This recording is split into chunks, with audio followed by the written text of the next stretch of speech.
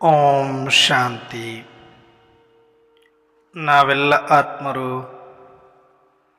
ಗುರು ಮಧ್ಯದಲ್ಲಿ ಸ್ಮೃತಿ ಸ್ವರೂಪರಾಗುತ್ತಾ ನಾವೆಲ್ಲ ಆತ್ಮರ ತಂದೆ ಪರಂಪಿತ ಶಿವಬಾಬರವರನ್ನು ಸ್ಮರಿಸುತ್ತಾ ಪ್ರಜಾಪಿತ ಬ್ರಹ್ಮ ಜಗದಂಬಾ ಸರಸ್ವತಿ ಮಮ್ಮಾರವರನ್ನು ಧ್ಯಾನಿಸುತ್ತಾ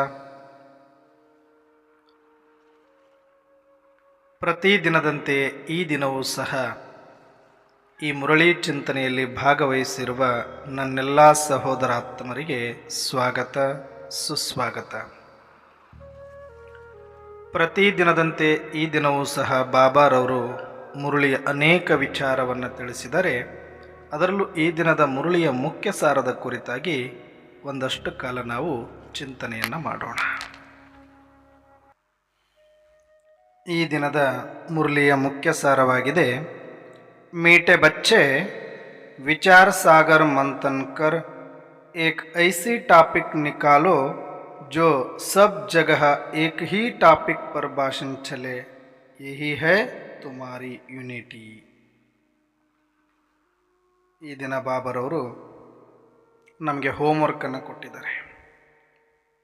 ವಿಚಾರ ಸಾಗರ ಮಂಥನ ಮಾಡಿ ಇಂಥ ಒಂದು ಟಾಪಿಕ್ಕನ್ನು ತೆಗಿರಿ, ಜಗತ್ತಿನ ಮೂಲೆ ಮೂಲೆಯಲ್ಲೂ ಕೂಡ ಇದು ಒಂದೇ ವಿಷಯದ ಮೇಲೆ ಭಾಷಣ ನಡೀಬೇಕು, ಇದೇ ನಿಮ್ಮ ಒಗ್ಗಟ್ಟಾಗಿದೆ ಅಂತ ಹೇಳ್ತಾರೆ. ಅಂದರೆ ಇವತ್ತು ಯುನಿಟಿ ಅಂತಂದರೆ, ಬ್ರಹ್ಮಕುಮಾರಿ ಸಂಸ್ಥೆ ಅಂತಂದರೆ ಅವರು ಎಲ್ಲೂ ಹೋದರೂ ಕೂಡ ಇದೇ ವಿಚಾರಗಳ ಬಗ್ಗೆನೇ ಮಾತಾಡ್ತಾರೆ ಅನ್ನುವ ಯುನಿಟಿಯನ್ನು ತೋರಿಸೋದ್ರಲ್ಲಿನೇ ಏಕತೆ ಇರುವಂಥದ್ದು. ಮತ್ತು ಇನ್ನೂ ಒಂದು ಇದರ ಒಳಾರ್ಥ ಏನಿದೆ ಅಂದರೆ, ನೀವು ಆ ವಿಷಯವನ್ನು ಮಾತಾಡ್ತಾ ಹೋದರೆ ಎಲ್ಲ ಸರ್ವಾತ್ಮರಿಗೂ ಕೂಡ ಅದು ಅಪ್ಲಿಕೇಬಲ್ ಆಗಬೇಕು, ಜಗತ್ತಿನ ಮೂಲೆ ಮೂಲೆಗೂ ಕೂಡ ಅದು ಅನ್ವಯಿಸಬೇಕು, ಸರ್ವಾತ್ಮರ ಕಲ್ಯಾಣವೂ ಕೂಡ ಅಡಗಿರಬೇಕು. ಆ ಥರ ನೀವು ವಿಷಯವನ್ನು ತೆಗೆದು ಭಾಷಣಗಳನ್ನು ಮಾಡ್ತಾ ಹೋದರೆ ಇದು ಕೇಳೋರಿಗೆ ಇದು ನನಗೆ ಹೇಳ್ತಿದ್ದಾರೆ ಅಂತ ಅನ್ನಿಸ್ಬೇಕು. ಅವರು ಯಾವ ದೇಶದವರಾದರೂ ಸರಿ, ಯಾವ ಧರ್ಮದವರಾದರೂ ಸರಿ, ಅವರು ಎಲ್ಲೇ ಇದ್ದರೂ ಸರಿ, ಅವ್ರಿಗೆ ಅನ್ನಿಸ್ಬೇಕು ಈ ಭಾಷಣ, ಈ ವಿಷಯವನ್ನು ಕೇಳಿದಾಗ ಇದು ನನಗೆ ಸಂಬಂಧಪಟ್ಟ ವಿಷಯವೇ ಆಗಿದೆ, ಇವರು ನನ್ನ ಬಗ್ಗೆನೇ ಮಾತಾಡ್ತಿದ್ದಾರೆ, ಇದರಲ್ಲಿ ನನ್ನ ಕಲ್ಯಾಣ ಇದೆ ಅನ್ನೋದು ಆ ಆತ್ಮರಿಗೆ ಅನ್ನಿಸ್ಬೇಕಾಗ್ತದೆ. ಅದಕ್ಕೆ ಬಾಬಾರವರು ಇವತ್ತು ನಮಗೆ ಹೋಮ್ವರ್ಕನ್ನು ಕೊಟ್ಟಿದ್ದಾರೆ. ಇಂಥ ಒಂದು ಟಾಪಿಕ್ಕನ್ನು ನೀವು ತೆಗಿರಿ, ಇದು ಒಂದು ವಿಷಯದ ಬಗ್ಗೆ ಜಗತ್ತಿನ ಮೂಲೆ ಮೂಲೆಯಲ್ಲೂ ಕೂಡ ಇದೇ ಟಾಪಿಕ್ ಬಗ್ಗೆ ನೀವು ಮಾತಾಡಬೇಕು, ಜಗತ್ತು ಕೂಡ ಮಾತಾಡಬೇಕು ಅಂಥ ವಿಚಾರವನ್ನು ತೆಗೆದಾಗ ಇದು ನಿಮ್ಮ ಯೂನಿಟಿ ಆಗಿದೆ ಅಂತ ಹೇಳ್ತಾರೆ. ಅಂದರೆ ಎಲ್ಲೋದ್ರೂ ಬ್ರಹ್ಮಕುಮಾರಿಸ್ ಇದನ್ನೇ ಹೇಳ್ತಾರೆ ಅಂತ ಅನ್ನಿಸ್ಬೇಕು ಅವರಿಗೆ. ಹಾಗಾದರೆ ಇವತ್ತು ನಾವು ಸ್ವಲ್ಪ ನಮ್ಮ ಬುದ್ಧಿಗೆ ಕೆಲಸ ಕೊಡೋಣ, ಅಂತರ್ಮುಖಿಗಳಾಗೋಣ, ಒಳಗಡೆ ಇಳಿದೋಣ, ವಿಚಾರ ಸಾಗರ ಮಂಥನ ಮಾಡಿ ಬೆಣ್ಣೆ ತೇಲುವಂತೆ ಒಂದಷ್ಟು ಟಾಪಿಕ್ಗಳನ್ನು ನಾವು ತೆಗಿಯೋಣ. ಆ ಟಾಪಿಕ್ಗಳ ವ್ಯಾಪ್ತಿ, ಆ ವಿಷಯಗಳ ಅನಿವಾರ್ಯತೆ, ಆ ವಿಷಯದ ಮನವರಿಕೆ, ಇವೆಲ್ಲ ಆಧಾರದ ಮೇಲೆ ಆ ವಿಷಯವನ್ನು ನಾವು ಎಲ್ಲ ಕಡೆ ಮಾತಾಡಬಹುದು ಅನ್ನುವಂಥದ್ದನ್ನು ನಿರ್ಧರಿಸಬಹುದು. ಹಾಗಾಗಿ ಇವತ್ತು ನಾವು ಎಷ್ಟು ಆಗುತ್ತೋ ಅಷ್ಟು ಒಂದಷ್ಟು ಟಾಪಿಕ್ಗಳನ್ನು ತೆಗಿಯೋಣ. ಅದರಲ್ಲಿ ಯಾವ ಟಾಪಿಕ್ ಸೂಟ್ ಆಗುತ್ತೆ ಅನ್ನೋದನ್ನು ನಾವು ಡಿಸೈಡ್ ಮಾಡೋಣ ಅಂತಿಮದಲ್ಲಿ.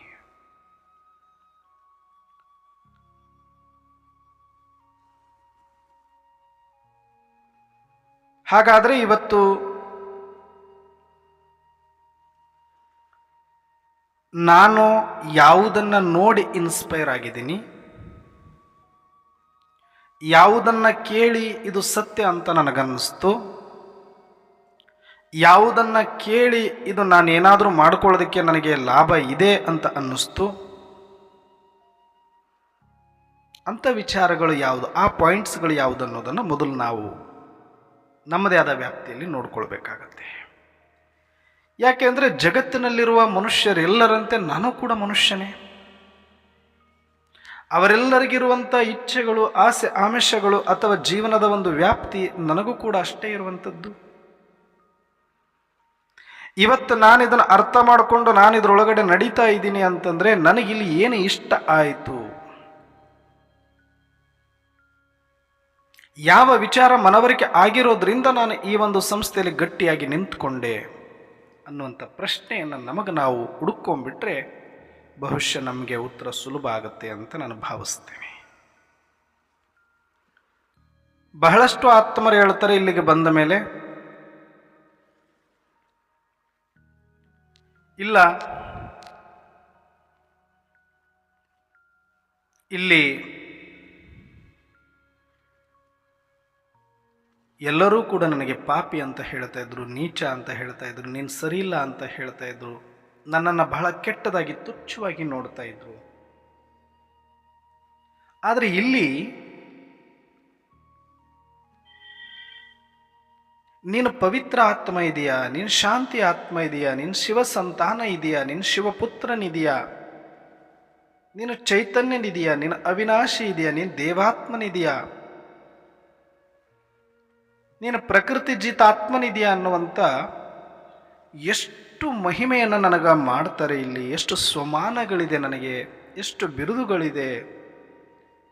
ನನ್ನನ್ನು ಇಲ್ಲಿಯ ತನಕ ನಾನೂ ಕೂಡ ಈ ಲೆವೆಲಲ್ಲಿ ನೋಡ್ಕೊಳ್ಳೋಕೆ ಆಗಿರಲಿಲ್ಲ. ಎಲ್ಲರೂ ಅಂದುಕೊಂಡಂತೆ ನಾನೊಬ್ಬ ಬಲಹೀನ, ನಾನೊಬ್ಬ ವಿಕಾರಿ, ನಾನೊಬ್ಬ ಸಂಸಾರಿ, ನಾನೊಬ್ಬ ಏನು ಕೆಲಸಕ್ಕೆ ಬರದೇ ಇರೋನು ಅಂತ ಹೀಗೆ ಎಲ್ಲರೂ ನಮ್ಮನ್ನು ನಾವು ಅಂದ್ಕೊಂಡು ಎಲ್ಲರೂ ನಮ್ಮನ್ನು ತೆಗಳಿ ತೆಗಳಿ ತೆಗಳಿ ಮೂಲೆಗೆ ಹಾಕಿಬಿಟ್ಟಿದ್ರು. ನಾನು ಕೂಡ ಅಲ್ಲೇ ಕೂತ್ಕೊಂಡ್ಬಿಟ್ಟಿದ್ದೆ. ಆದರೆ ಇಲ್ಲಿಗೆ ಬಂದ ಮೇಲೆ ನೀನು ಶರೀರ ಅಲ್ಲ, ನೀನೊಂದು ಆತ್ಮ ಅಂತ ಹೇಳಿದರು. ಆ ಆತ್ಮ ಅದು ಪರಮಧಾಮ ನಿವಾಸಿ ಅಂತ ಹೇಳಿದರು.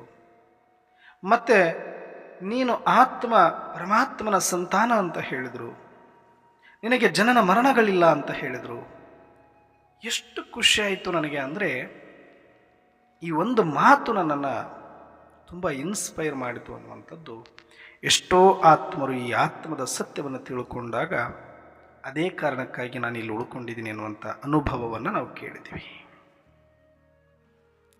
ಇನ್ನು ಕೆಲವರು ಇಲ್ಲ,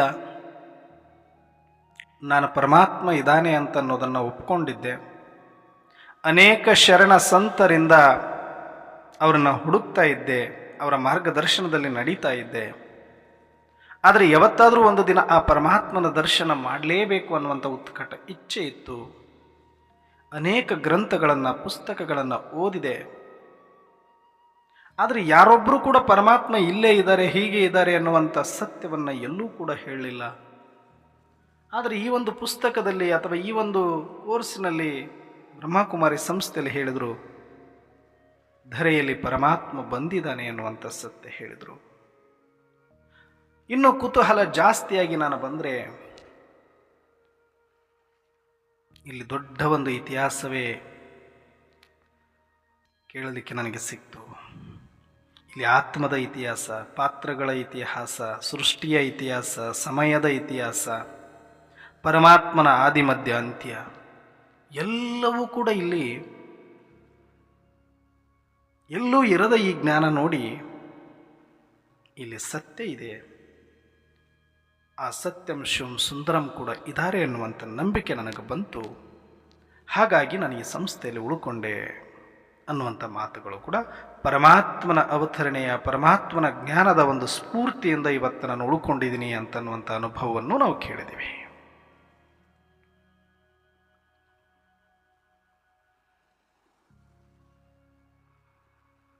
ಹೀಗೆ ಅನೇಕರು ಅನೇಕ ರೀತಿಯಲ್ಲಿ ಇಲ್ಲಿ ಯಾವುದೇ ಮೂಢನಂಬಿಕೆಗಳಿಲ್ಲ. ಇಲ್ಲಿ ಯಾವುದೇ ಸಂಪ್ರದಾಯ ಆಚರಣೆಗಳಿಗೆ ಅತಿಯಾದಂಥ ಪುರಸ್ಕಾರ ಇಲ್ಲ. ಏನಿದ್ರೂ ಆಂತರಿಕ ಪರಿವರ್ತನೆಗಾಗಿ ಇಲ್ಲಿ ಬಹಳ ಒತ್ತು ಕೊಡಲಾಗತ್ತೆ. ಸ್ಥೂಲ ಸಂಪ್ರದಾಯಕ್ಕಿಂತ ಒಳಗಡೆ ಸಂಸ್ಕಾರ ಪರಿವರ್ತನೆ ಬಹಳ ಮುಖ್ಯ ಅನ್ನೋದು ಇಲ್ಲಿನ ಧ್ಯೇಯ ವಾಕ್ಯ ಆಗಿರೋದ್ರಿಂದ ಇಲ್ಲಿ ನಿಜವಾದ ಪರಿವರ್ತನೆ ಆಗಲಿಕ್ಕೆ ಸಾಧ್ಯ ನನಗೆ ಅಂತ ನಾನು ಇಲ್ಲಿ ಉಳ್ಕೊಂಡೆ ಅಂತ ಹೇಳೋರು ಕೂಡ ಇದ್ದಾರೆ. ಹೀಗೆ ಅನೇಕ ಆತ್ಮರ ಅನುಭವವನ್ನು ಕೇಳಿದಾಗ ಒಂದು ಆತ್ಮ, ಇನ್ನೊಂದು ಪರಮಾತ್ಮ, ಮತ್ತೊಂದು ಸೃಷ್ಟಿಯ ರಹಸ್ಯ ಮತ್ತು ಇನ್ನೊಂದು ಸಂಸ್ಕಾರ ಪರಿವರ್ತನೆ.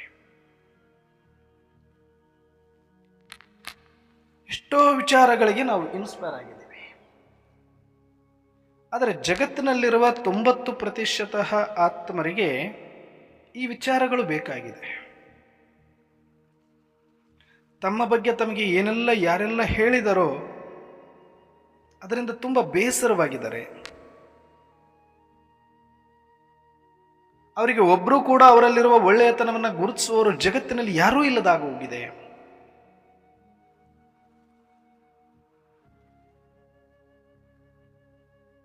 ಅವರ ಭವಿಷ್ಯದ ಬಗ್ಗೆ ಒಂದೆರಡು ಒಳ್ಳೆಯ ಮಾತನಾಡುವವರು ಕೂಡ ಇಲ್ಲದ ಹಾಗಾಗಿದೆ. ಹಾಗಾಗಿ ಇವತ್ತು ಜಗತ್ತಿನ ಮೂಲೆ ಮೂಲೆಯಲ್ಲಿರುವ ಸರ್ವ ಧರ್ಮದ ಆತ್ಮರಿಗೂ ಕೂಡ ಅವರ ಭವಿಷ್ಯ ಉಜ್ವಲವಾಗಲಿದೆ. ಅವರು ಅದೃಷ್ಟವಂತರು, ಸೌಭಾಗ್ಯಶಾಲಿಗಳು, ಅವರು ಅತೀವ ಶಕ್ತಿ ಉಳ್ಳವರು ಅನ್ನುವಂಥ ವಿಚಾರವನ್ನು ಕೇಳಲಿಕ್ಕೆ ಕಾತರರಾಗಿದ್ದಾರೆ. ಮತ್ತು ಆ ಒಬ್ಬ ಪರಮಾತ್ಮನನ್ನು ಆಯಾ ಧರ್ಮದಲ್ಲಿ ಉಪದೇಶಿಸುವಂತೆ ಒಬ್ಬ ನಿರಾಕಾರ ಪರಮಾತ್ಮ ಇದ್ದಾನೆ ಅನ್ನುವ ಸತ್ಯ ಒಪ್ಪಿಕೊಂಡ್ರೂ ಸಹ ಆ ಪರಮಾತ್ಮ ಆಗ ಬಂದಿದ್ದ ಯಾವಾಗೋ ಬಂದಿದ್ದ ಅನ್ನುವಂಥ ಇತಿಹಾಸವನ್ನೇ ಕೇಳಿರುವ ಜನರಿಗೆ ಈಗ ಪರಮಾತ್ಮ ಬಂದಿದ್ದಾರೆ ಅನ್ನುವ ಸತ್ಯವನ್ನು ಕೇಳಲಿಕ್ಕೆ ಕಾತರರುಗೊಂಡಿದ್ದಾರೆ. ಆದರೆ ಇದನ್ನು ಮುಟ್ಟಿಸುವ ಜವಾಬ್ದಾರಿ ನಮ್ಮ ಮೇಲಿದೆ ಅಷ್ಟೇ. ಹಾಗಾಗಿ ನಾವು ಒಂದು ಟಾಪಿಕನ್ನು ಆಯ್ಕೆ ಮಾಡಿಕೊಂಡು ಇಡೀ ಜಗತ್ತಿನಲ್ಲಿ ಅದರ ಭಾಷಣಗಳೇ ನಡೀಬೇಕು ಅಂತಂದರೆ ನಾವು ಸರ್ವಧರ್ಮದ ವ್ಯಾಪ್ತಿಗೂ ಸರ್ವಾತ್ಮರ ಕಲ್ಯಾಣಕ್ಕೂ ಕೂಡ ಅದು ಪಸರಿಸುವಂಥ ವಿಷಯವಾಗಬೇಕು. ಅದು ಬರೀ ಬ್ರಾಹ್ಮಣ ಧರ್ಮಕ್ಕೆ, ಅದು ಬರೀ ಆದಿ ಸನಾತನ ದೇವಿ ದೇವತಾ ಧರ್ಮಕ್ಕೆ, ಅದು ಬರೀ ಒಂದು ದೇಶಕ್ಕೆ, ಯಾವುದೋ ಒಂದಷ್ಟು ಜನರಿಗೆ ಮಾತ್ರ ಖುಷಿ ಕೊಡುವಂಥ ವಿಚಾರ ಆಗಿರಬಾರ್ದು.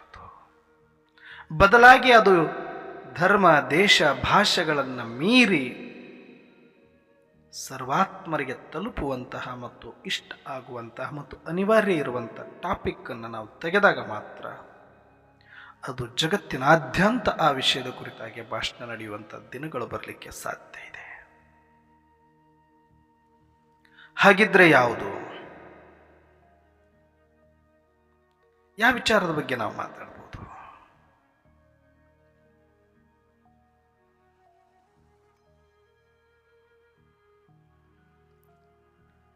ನನಗನ್ಸುತ್ತೆ ಈಗ ಆಲ್ರೆಡಿ ನಾವು ಸಾಕಷ್ಟು ಟಾಪಿಕ್ಗಳನ್ನು ಮಾಡ್ಕೊಂಡಿದ್ದೀವಿ. ಭಗವಾನ್ ದರಾ ಪರ್ ಆ ಚುಕಾ ಹೈ, ಭಗವಂತ ಧರೆಯಲ್ಲಿ ಬಂದಿದ್ದಾನೆ ಅನ್ನುವಂಥದ್ದು ಎಲ್ಲ ಕಡೆಯಲ್ಲೂ ಈ ಟಾಪಿಕ್ ಮೇಲೆ ಶಿವರಾತ್ರಿ ತುಂಬ ವರ್ಷವಿಡೀ ಇದರ ಮೇಲೆ ಸರ್ವಿಸ್ ನಡೀತಾ ಇದೆ. ಇದು ನಮಗೆ ಬಹಳ ಹರ್ಷ ಕೊಡುತ್ತೆ ಇದನ್ನು ನೋಡಿದ ತಕ್ಷಣವೇ, ಇದನ್ನು ಕೇಳಿದ ತಕ್ಷಣವೇ. ಆದರೆ ಇದರ ಮೇಲೆ ನಂಬಿಕೆ ಇರುವವರಿಗೆ ಮಾತ್ರ ಒಂದಷ್ಟು ಇದರ ಕಡೆ ಕಿವಿ ಕೊಡಬೇಕು ಅನಿಸುತ್ತೆ. ಬಿಟ್ಟರೆ ಎಷ್ಟೋ ನಾಸ್ತಿಕರು ಅಥವಾ ಎಷ್ಟೋ ಧರ್ಮದಲ್ಲಿ ಪರಮಾತ್ಮ ಭೂಮಿಗೆ ಬರೋದೇ ಇಲ್ಲ ಅನ್ನುವಂಥ ತತ್ವ, ಅಥವಾ ಯಾವುದೇ ಒಂದು ಸಾಕಾರ ಪ್ರಪಂಚದಲ್ಲಿ, ಸಾಕಾರ ಶರೀರದಲ್ಲಿ ಪರಮಾತ್ಮ ಬರಲಿಕ್ಕೆ ಸಾಧ್ಯನೇ ಇಲ್ಲ ಅನ್ನುವಂಥ ಒಂದು ಗಟ್ಟಿಯಾದ ಒಂದು ಭ್ರಮೆ ಅಥವಾ ನಂಬಿಕೆ ಕೂತ್ಕೊಂಡಿರೋದ್ರಿಂದ ಇದಕ್ಕಿಂತ ದೊಡ್ಡ ಟಾಪಿಕ್ ಇಲ್ಲ ಅಂತ ನಾನು ಅನ್ಕೊಳ್ತೀನಿ. ಆದರೆ ಈ ವಿಚಾರಕ್ಕೂ ಕೂಡ ಒಂದು ಲಿಮಿಟೇಷನ್ಸ್ ಯಾಕೆ ಬೀಳ್ತಾ ಇದೆ ಅಂತಂದ್ರೆ ಈ ಕಾರಣಕ್ಕಾಗಿ.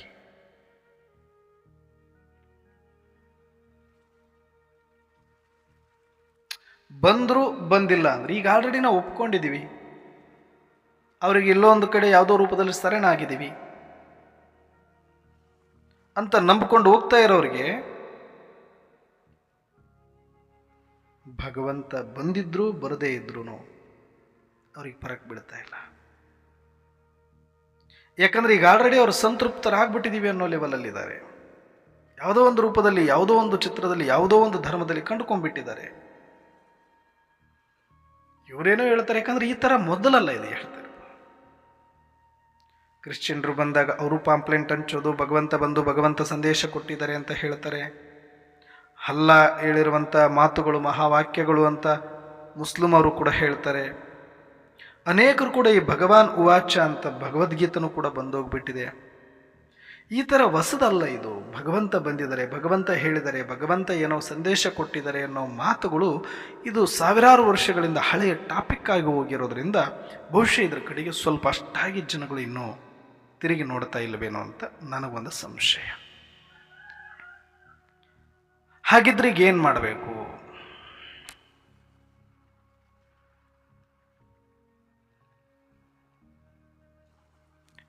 ನನಗನ್ಸುತ್ತೆ ಈ ಪ್ರಪಂಚದಲ್ಲಿ ಭಗವಂತನ ಕುರಿತಾಗಿ ನಾವು ಪ್ರಸ್ತುತಪಡಿಸೋದಕ್ಕಿಂತ ಆ ಭಗವಂತ ಯಾವ ಸಂದೇಶವನ್ನು ಕೊಟ್ಟು ನಾವು ಆತ್ಮರನ್ನ ಜಾಗೃತಿ ಮಾಡಲಿಕ್ಕೆ ಬಂದಿದ್ದಾರೆ ಅದೇ ವಿಚಾರ ಇಟ್ಕೊಂಡೇ ಜಗತ್ತಿನ ಮುಂದೆ ಹೋದಾಗ ಮಾತ್ರ. ಇಲ್ಲೂ ಕೂಡ ಏನಾಗ್ತಿದೆ ಅಂತಂದ್ರೆ ಭಗವಂತನ ಇಂಟೆನ್ಷನ್ ಬಿಟ್ಟಿದೀವಿ ನಾವು. ಭಗವಂತ ಅನ್ನುವ ಸೆಂಟೆನ್ಸ್ ಹಿಡ್ಕೊಳ್ತಾ ಇದೀವಿ, ಮತ್ತೆ ಅದೇ ಟೀಚರ್ ಹಿಡ್ಕೊಳ್ತಾ ಇದೀವಿ, ಟೀಚಿಂಗ್ ಅನ್ನು ಬಿಡ್ತಾ ಇದೀವಿ. ಯಾಸ್ ಇಟ್ ಈಸ್ ಸೇಮ್ ಇಲ್ಲೂ ಅದೇ ನಡೀತಾ ಇದೆ. ಇಲ್ಲಿ ತನಕ ಟೀಚಿಂಗ್ ಶಿವನ ಬಗ್ಗೆ ಟೀಚ್ ಮಾಡಲಿಕ್ಕೆ ಅಲ್ಲ ಬರಬೇಕಾಯಿತು, ಬುದ್ಧ ಬರಬೇಕಾಯಿತು, ಯೇಸುಕ್ರಿಸ್ತ ಬರಬೇಕಾಯಿತು, ಗುರುನಾನಕರು ಬರಬೇಕಾಯಿತು, ಬಸವಣ್ಣವರು ಬರಬೇಕಾಯಿತು, ಶಂಕರಾಚಾರ್ಯರು ಬರಬೇಕಾಯಿತು, ರಾಮಕೃಷ್ಣರು ಬರಬೇಕಾಯಿತು, ವಿವೇಕಾನಂದರು ಬರಬೇಕಾಯಿತು, ಸಿದ್ಧಾರೂಢರು ಬರಬೇಕಾಯಿತು, ಕಬೀರದಾಸರು ಬರಬೇಕಾಯಿತು, ಶಿಶ್ನಾಳ ಶರೀಫರು ಬರಬೇಕಾಯಿತು. ಇಂಥ ಅನೇಕ ಧರ್ಮಾತ್ಮರು, ಮಹಾತ್ಮರು, ಪವಾಡ ಪುರುಷರು, ಸಾಧು ಸಂತರು, ಸನ್ಯಾಸಿಗಳು, ಶರಣರು, ಅನೇಕ ಮಹಾತ್ಮರು ಈ ಜಗತ್ತಿನಲ್ಲಿ ಬಂದು ಆ ಪರಮಾತ್ಮನ ಸತ್ಯವನ್ನ ಜಗತ್ತಿನಲ್ಲಿ ಉಳಿಸ್ಲಿಕ್ಕೆ, ತಿಳಿಸ್ಲಿಕ್ಕೆ, ಪಸರಿಸ್ಲಿಕ್ಕೇನೆ ಬಂದಿದ್ದಾರೆ. ಆದರೆ ಇವತ್ತು ಅವರು ಯಾರ ಕುರಿತಾಗಿ ಮಾತಾಡಿದ್ರು ಅವರನ್ನ ಹಿಡ್ಕೊಳ್ಳೋದು ಬಿಟ್ಟು ಮಾತಾಡೋರನ್ನ ಹಿಡ್ಕೊಂಡ್ವಿ. ಅಂದರೆ ಟೀಚಿಂಗನ್ನು ಬಿಟ್ಟು ಟೀಚರ್ನ ಹಿಡ್ಕೊಂಡಿವಿ. ಅವರು ಹೇಳ್ತಕ್ಕಂಥ ವಿಷಯ ಮತ್ತು ವಿಷಯ ವಸ್ತುವಾದ ಪರಮಾತ್ಮನನ್ನ ಬಿಟ್ಟಿವಿ. ಆ ವಿಷಯವನ್ನು ಪ್ರಸ್ತಾಪ ಮಾಡುವ ಧರ್ಮಾತ್ಮರನ್ನ, ಪವಾಡ ಪುರುಷರನ್ನ, ಮಹಾತ್ಮರನ್ನ, ಶರಣರನ್ನ ಹಿಡ್ಕೊಂಡು ಕೂತಿರೋದೇ ಇವತ್ತು ನಮ್ಮ ದುರ್ದೈವದ ಸಂಗತಿಯಾಗಿದೆ. ಯಾವ ಶರಣರು 12ನೇ ಶತಮಾನದಲ್ಲಿ ಆ ಶಿವನನ್ನ ಕುರಿತಾಗಿ ಅಷ್ಟೆಲ್ಲ ವಚನಗಳು ಬರೆದ್ರು. ಚನ್ನಮಲ್ಲಿಕಾರ್ಜುನನ್ನ ಕಾಣಬೇಕು, ಅದೇ ನನಗೆ ಚಿಂತೆ ಅಂತ ಅಕ್ಕಮಾದೇವಿ ಹೇಳಿದ್ಲು. ಪರಮಾತ್ಮ ಕೂಡಲ ಸಂಗಮ ದೇವ ಒಲಿವನೋ ಒಲಿಯನೋ ಅನ್ನುವ ಚಿಂತೆ ನಮಗೆ ಅಂತ ಬಸವಣ್ಣನವರು ಹೇಳಿದ್ರು. ಎಲ್ಲಾ ಶರಣರು ಕೂಡ ಆ ಶಿವನ ಬಗ್ಗೆನೇ ಕೊಂಡಾಡಿ, ಶಿವನ ಮಹಿಮೆ ಮಾಡಿ, ಶಿವನನ್ನ ನೆನಪು ಮಾಡಿ ಅನ್ನುವಂಥ ಒಂದು ಜೀವನವನ್ನು ಶಿಸ್ತುರೂಪಬದ್ಧವಾಗಿ ನಿಮ್ಮ ನಿಮ್ಮ ಕಾಯಕದ ಮಧ್ಯೆ ಹೇಗೆ ಮಾಡಬೇಕು ಅನ್ನೋದಕ್ಕೆ ಒಂದು ಟೈಮ್ ಟೇಬಲನ್ನು ಹಾಕಿಕೊಟ್ಟು ಪ್ರಾಕ್ಟಿಕಲ್ ಆಗಿ ಸಂಸಾರಸ್ಥರಿಗೆ ಶಿವಯೋಗ ಸಾಧ್ಯ ಅನ್ನೋದನ್ನು ತೋರಿಸಿಕೊಟ್ಟು ಹೋದರೂ ನಿಜ. ಆದರೆ ಇವತ್ತಿಗೂ ಕೂಡ ಅದೇ ಬಸವ ತತ್ವವನ್ನು ಆರಾಧಿಸುವಂಥವರಿಗೆ, ಬಸವ ತತ್ವ ಸಿದ್ಧಾಂತದ ಮೇಲೆ ನಂಬಿಕೆಯನ್ನು ಇಟ್ಟುಕೊಂಡವರಿಗೆ ಬಸವ ಅಭಿಮಾನಿಗಳಾಗೋಣ, ಶಿವ ಆರಾಧಕರಾಗೋಣ ಅಂತ ಹೇಳಿದಾಗ ಶಿವನ ಹೆಸರು ಕೇಳಿದ್ರೆ ಕಾದ ಸೀಸ ಕಿವಿಯಲ್ಲಿ ಹಾಕಿದಂಗೆ ಹಾಡ್ತಾರೆ ಕೆಲವರು. ಶಿವನೇ ಬಸವ, ಬಸವನೇ ಶಿವನು ಅಂತ ಹೇಳಿ ಎಂಥ ಮಹಾಪಾಪ ಮಾಡಲಿಕ್ಕೆ ಹೊರಟಿದ್ದೀವಿ ಅನ್ನುವಂಥ ಅರಿವು ಕೂಡ ಇಲ್ಲದಂತೆ, ಸ್ವತಃ ಬಸವಣ್ಣನವರಿದ್ರೂ ಕೂಡ ಇದಕ್ಕಿಂತ ದೊಡ್ಡ ಮಹಾಪಾಪ ಯಾವುದೂ ಇಲ್ಲ ಅಂತ ಹೇಳ್ತಿದ್ರು. ಅಷ್ಟೇ ಅಲ್ಲ, ಇದಕ್ಕಿಂತ ದೊಡ್ಡ ಬೇಜಾರಿನ ಸಂಗತಿ ಬಸವಣ್ಣನವರಿಗೆ ಯಾವುದೂ ಇರ್ತಾ ಇರಲಿಲ್ಲ. ಯಾವ ಪುಣ್ಯಾತ್ಮ ಪರಮಶಿವನ ಕುರಿತಾಗಿ ನಾನು ಹೇಳಲಿಕ್ಕೆ ಬಂದಿದ್ದೀನಿ, ಯಾವ ಶಿವನನ್ನು ಒಲಿಸ್ಕೊಳ್ಳೋದಕ್ಕೆ ನಾನು ಇಷ್ಟೆಲ್ಲ ಕಷ್ಟಪಡ್ತಾ ಇದ್ದೀನಿ, ಯಾವ ಶಿವನನ್ನು ಎಲ್ಲರಿಗೂ ತಲುಪಿಸ್ಲಿಕ್ಕೆ ಇಷ್ಟೆಲ್ಲ ಪ್ರಯತ್ನ ಮಾಡ್ತಾ ಇದ್ದೀನಿ, ಯಾವ ಶಿವನ ಸ್ಮರಣೆಗಾಗಿ ಹಗಲು ರಾತ್ರಿ ಎಲ್ಲರನ್ನೂ ನಾನು ಒಗ್ಗೂಡಿಸ್ತಾ ಇದ್ದೀನಿ, ಆ ಶಿವನ ಮಾತನ್ನು ಕೇಳಿದ್ರೇ ಇವರು ಹುರ್ಕೊಂಡು ಬೀಳುವಂಥ ಜನ ಇವತ್ತು ಬರೀ ಶರಣರು ಹಿಡ್ಕೊಂಡು ಮೆರೆಸ್ತಿದ್ದಾರೆ ಅಂದರೆ ನಿಜಕ್ಕೂ ಇದು ಶರಣರು ಯಾರೂ ಕೂಡ ಕ್ಷಮಿಸುವಂಥದ್ದಲ್ಲ. ಹಾಗೆ ಬರೀ ಶರಣರಂತಲ್ಲ, ಯಾರಿಗೋ ಬೆರಳು ಮಾಡಬೇಕು ಅಂತಲ್ಲ, ಅಂದರೆ ಅಷ್ಟೊಂದು ಅಭಿಮಾನ ಇದೆ, ಒಳ್ಳೆಯದು. ಶರಣರು ಮಾಡಿರುವ ಕೆಲಸ ಕಾರ್ಯ ಕ್ರಾಂತಿ ಅದು ಸಣ್ಣದಲ್ಲ, ಅವರ ಜೀವನವನ್ನೇ ಮುಡುಪಾಗಿಟ್ಟರು. ಆದರೆ ಯಾರಿಗಾಗಿ, ಏನಕ್ಕಾಗಿ ಅನ್ನೋದನ್ನೇ ಮರೆತು ಬಿಟ್ಟು ಬರೀ ಇವ್ರು ನಡ್ಕೊಂಡು ಕೂತ್ಕೊಳ್ಳೋದೆ ನಮ್ಮ ದೌರ್ಭಾಗ್ಯ ಮತ್ತು ನಮ್ಮ ಪಾಪ ಆಗಿಬಿಡುತ್ತೆ. ಹಾಗೆ ಅನೇಕ ಧರ್ಮಾತ್ಮರು, ಅನೇಕ ಮಹಾತ್ಮರುಗಳ ಅನುಯಾಯಕರುಗಳು ನಾವೆಲ್ಲ ಯಾರಿದ್ದೀವಿ, ನಮ್ಮೆಲ್ಲರ ದುಸ್ಥಿತಿ ದೌರ್ಭಾಗ್ಯ ಇದೇ ಆಗ್ತಾ ಬಂದಿದೆ. ಧರ್ಮ ಸ್ಥಾಪನೆ ಮಾಡಕ್ಕೆ ಬಂದರು ಧರ್ಮಾತ್ಮರು ಯಾವ ಅಲ್ಲಾನ ಕುರಿತಾಗಿ, ಯಾವ ಗಾಡ್ ಕುರಿತಾಗಿ, ಯಾವ ಏಕೋಂಕಾರ ಕುರಿತಾಗಿ, ಯಾವ ಶಿವನ ಕುರಿತಾಗಿ ಅವರೆಲ್ಲ ಮಾತಾಡಿದರು. ಅದು ಒಂದನ್ನು ಬಿಟ್ಟು ಇವರನ್ನು ಮತ್ತು ಉಳಿದಿದ್ದೆಲ್ಲವನ್ನು ನಾವು ಹಿಡ್ಕೊಂಡು ಬಂದಿದ್ದೀವಿ. ಅಂದರೆ ಅವರು ಏನಕ್ಕಾಗಿ ಭೂಮಿಯಲ್ಲಿ ಬಂದರು, ಯಾರ ಬಗ್ಗೆ ತಿಳಿಸ್ಲಿಕ್ಕೆ ಬಂದರು, ಅದನ್ನೇ ಬಿಟ್ಟು ಇವರನ್ನು ಮಾತ್ರ ಹಿಡ್ಕೊಳ್ಳೋದು. ಅಭಿಮಾನ ತೋರಿಸೋದು ತಪ್ಪಲ್ಲ, ಅವರಿಗೆ ಗೌರವ ಕೊಡೋದು ತಪ್ಪಲ್ಲ, ಅವ್ರನ್ನ ಒತ್ತು ಮೆರೆಸೋದು ತಪ್ಪಲ್ಲ. ಯಾಕಂದರೆ ಅವರು ಅಂಥ ಒಂದು ಸತ್ಯ ಸಂದೇಶವನ್ನು ಕೊಟ್ಟು ನಮ್ಮ ಜಾಗೃತಿ ಮಾಡಿ ನಮ್ಮ ಕಲ್ಯಾಣವನ್ನು ಮಾಡ್ತಿದ್ದಾರೆ ಅಂದಾಗ ಆ ಧರ್ಮಾತ್ಮರು ನಮಗೆ ಮುಖ್ಯನೇ, ಮಹಾತ್ಮರು ನಮಗೆ ಮುಖ್ಯನೇ, ಸಾಧು ಸಂತರು ನಮಗೆ ಮುಖ್ಯನೇ, ಶರಣರು ನಮಗೆ ಮುಖ್ಯನೇ. ಆದರೆ ಎಷ್ಟು ಅವರು ಯಾರ ಕುರಿತಾಗಿ ಮಾತಾಡಿದ್ರು ಆ ಶಿವನಿಗಿಂತ ಹೆಚ್ಚಾಗಿ ಅಲ್ಲ, ಆ ಗಾಡಿಗಿಂತ ಹೆಚ್ಚಾಗಿ ಅಲ್ಲ, ಅಲ್ಲಾಗಿಂತ ಹೆಚ್ಚಾಗಿ ಅಲ್ಲ. ಮೊದಲು ಶಿವ, ನಂತರ ಇವರು. ಇಲ್ಲಿ ನಾವು ಎಡವಟ್ಟು ಮಾಡಿಕೊಂಡು ಬಂದಿರೋದ್ರಿಂದಲೇ ಇವತ್ತು ಪ್ರಪಂಚ ಇಷ್ಟು ದುಃಖದ ಕೂಪದಲ್ಲಿ ಬಿದ್ದಿದೆ ಅಂತ ಬಣ್ಣಿಸಬಹುದಷ್ಟೇ. ಆದರೆ ಡ್ರಾಮಾನುಸಾರ ಇದೆಲ್ಲವೂ ನಡಿಬೇಕಾಗಿತ್ತು, ನಡೆದಿದೆ. ಆದರೆ ಈಗಲೂ ಕೂಡ ನಾನು ಇನ್ನೂ ಸ್ವಲ್ಪ ಡೀಪ್ ಆಗಿ ಹೋಗ್ತೀನಿ. ಇವಾಗ ಸ್ವಯಂ ಪರಮಾತ್ಮನ ಪಾತ್ರನೂ ಭೂಮಿಯಲ್ಲಿ ಬಂತು. ಇಲ್ಲಿ ತನಕ ಪರಮಾತ್ಮ ಬರೋವರೆಗೂ ಪರಮಾತ್ಮನ ಮೇಲಿನ ನಿಶ್ಚಯ, ಪರಮಾತ್ಮನ ಮೇಲೆ ಒಂದು ನಂಬಿಕೆ ಉಳಿಸೋದು ಅವ್ರ ಕೆಲಸ ಆಗಿತ್ತು. ಬಂದರು, ಅವ್ರ ಬಗ್ಗೆ ಮಾತಾಡಿದ್ರು, ಹೋದರು. ಆದರೆ ಈಗ ಆ ಶಿವ ಪರಮಾತ್ಮನೇ ಧರೆಯಲ್ಲಿ ಬಂದು ಅವರು ಒಂದು ಬೋಧನೆ ಮಾಡ್ತಿದ್ದಾರೆ. ಈಗ ಹೇ ಮಗು, ನೀನು ಸುಟ್ಟು ಹೋಗುವ ಕೆಟ್ಟು ಹೋಗುವ ಶರೀರ ನೀನಲ್ಲ, ನೀನೊಂದು ಚೈತನ್ಯ ಆತ್ಮನಿದೆಯಪ್ಪ. ಯಾರು ಹೇಳೋರು ನಿನ್ನ ನೀಚ, ಪಾಪಿ, ವಿಕಾರಿ, ಇನ್ನೊಂದು ಮತ್ತೊಂದು ಅನ್ಕೊಂಡು ನೀನು ಯಾಕೆ ಹಳ್ತಾ ಕೂತಿದೀಯ? ನೀನು ಸಾಮಾನ್ಯನಲ್ಲೋ, ನೀನು ಸಾಮಾನ್ಯನಲ್ಲ. ನೀನು ಅವಿನಾಶಿ ಚೈತನ್ಯ ಆತ್ಮನಿದೆಯಾ, ಪರಮಧಾಮ ನಿವಾಸಿ ಇದೆಯಾ, ಪರಮಾತ್ಮನ ಸಂತಾನನಿದೆಯಾ. ನೀನಿಲ್ಲಿ ಬಂದಿರೋದು ಪಾಪ ಮಾಡಲಿಕ್ಕಲ್ಲ ಮಗು, ಪಾತ್ರ ಮಾಡಲಿಕ್ಕೆ. ಇದೊಂದು ಸೃಷ್ಟಿಯ ನಾಟಕ ಅಷ್ಟೇ, ನೀನೊಬ್ಬ ಆಕ್ಟರ್ ಅಷ್ಟೇ. ಆದರೆ ನೀನು ಪವಿತ್ರ ಆತ್ಮನಾಗಿದೆಯಾ, ಶಾಂತ ಆತ್ಮನಾಗಿದೆಯಾ, ಚೈತನ್ಯ ಆತ್ಮನಾಗಿದೆಯಾ, ಅವಿನಾಶಿ ಆಗಿದೆಯಾ. ನೀನು ಸಾಮಾನ್ಯನಲ್ಲ, ಪಾತ್ರದಲ್ಲಿಯೂ ಕೂಡ ನೀನು ದೇವಾತ್ಮನಾಗಿದ್ದವನು, ದಿವ್ಯ ಆತ್ಮನು, ಧರ್ಮ ಆತ್ಮನು, ಮಹಾ ಆತ್ಮನು, ಪುಣ್ಯ ಆತ್ಮನ ಪಾತ್ರವನ್ನು ಮಾಡ್ತಾ ಮಾಡ್ತಾ ಮಾಡ್ತಾ ನಾಟಕದ ಅನುಸಾರ ಈಗ ಪಾಪದ ಪಾತ್ರಗಳಲ್ಲಿ ಬಂದು ನಿಂತವರಷ್ಟೇ. ಇಲ್ಲಿ ಯಾರು ಕೂಡ ದೋಷಿಗಳಿಲ್ಲ, ನಾಟಕ ನಿರ್ದೋಷವಾಗಿದೆ. ಈ ನಾಟಕದಲ್ಲಿ ನಿಮಗೆ ರಾಗನೂ ಬೇಡ, ದ್ವೇಷನೂ ಬೇಡ, ಇದೆಲ್ಲರಿಂದನೂ ಕೂಡ ಮುಕ್ತರಾಗಿ ಈ ಶರೀರದ ಪ್ರಪಂಚವನ್ನು ಮರೆತು ನಾನೊಂದು ಆತ್ಮ ಅನ್ನುವ ಸತ್ಯದಲ್ಲಿ ಬಂದು ಆತ್ಮಾಭಿಮಾನಿಯಾಗಿ ಆತ್ಮಾಭಿಮಾನಿಯಾಗಿ ಆತ್ಮಾಭಿಮಾನಿಯಾಗಿ ಅಂತ ಇವಾಗ ಪರಮಾತ್ಮ ಸಂದೇಶ ಕೊಡ್ತಿದ್ದಾರೆ. ಆದರೆ ಇಲ್ಲೇನು ಮಾಡ್ತಿದ್ದೀವಿ, ಇಲ್ಲೂ ಮತ್ತೆ ಅದೇ ತಪ್ಪು. ಅವ್ರು ಕೊಡ್ತಾ ಇರುವ ಟೀಚಿಂಗನ್ನು ಬಿಡ್ತಾ ಇದೀವಿ, ಮತ್ತೆ ಟೀಚರ್ನ ಹಿಡ್ಕೊಳಕ್ಕೆ ಹೋಗ್ತಾ ಇದ್ದೀವಿ.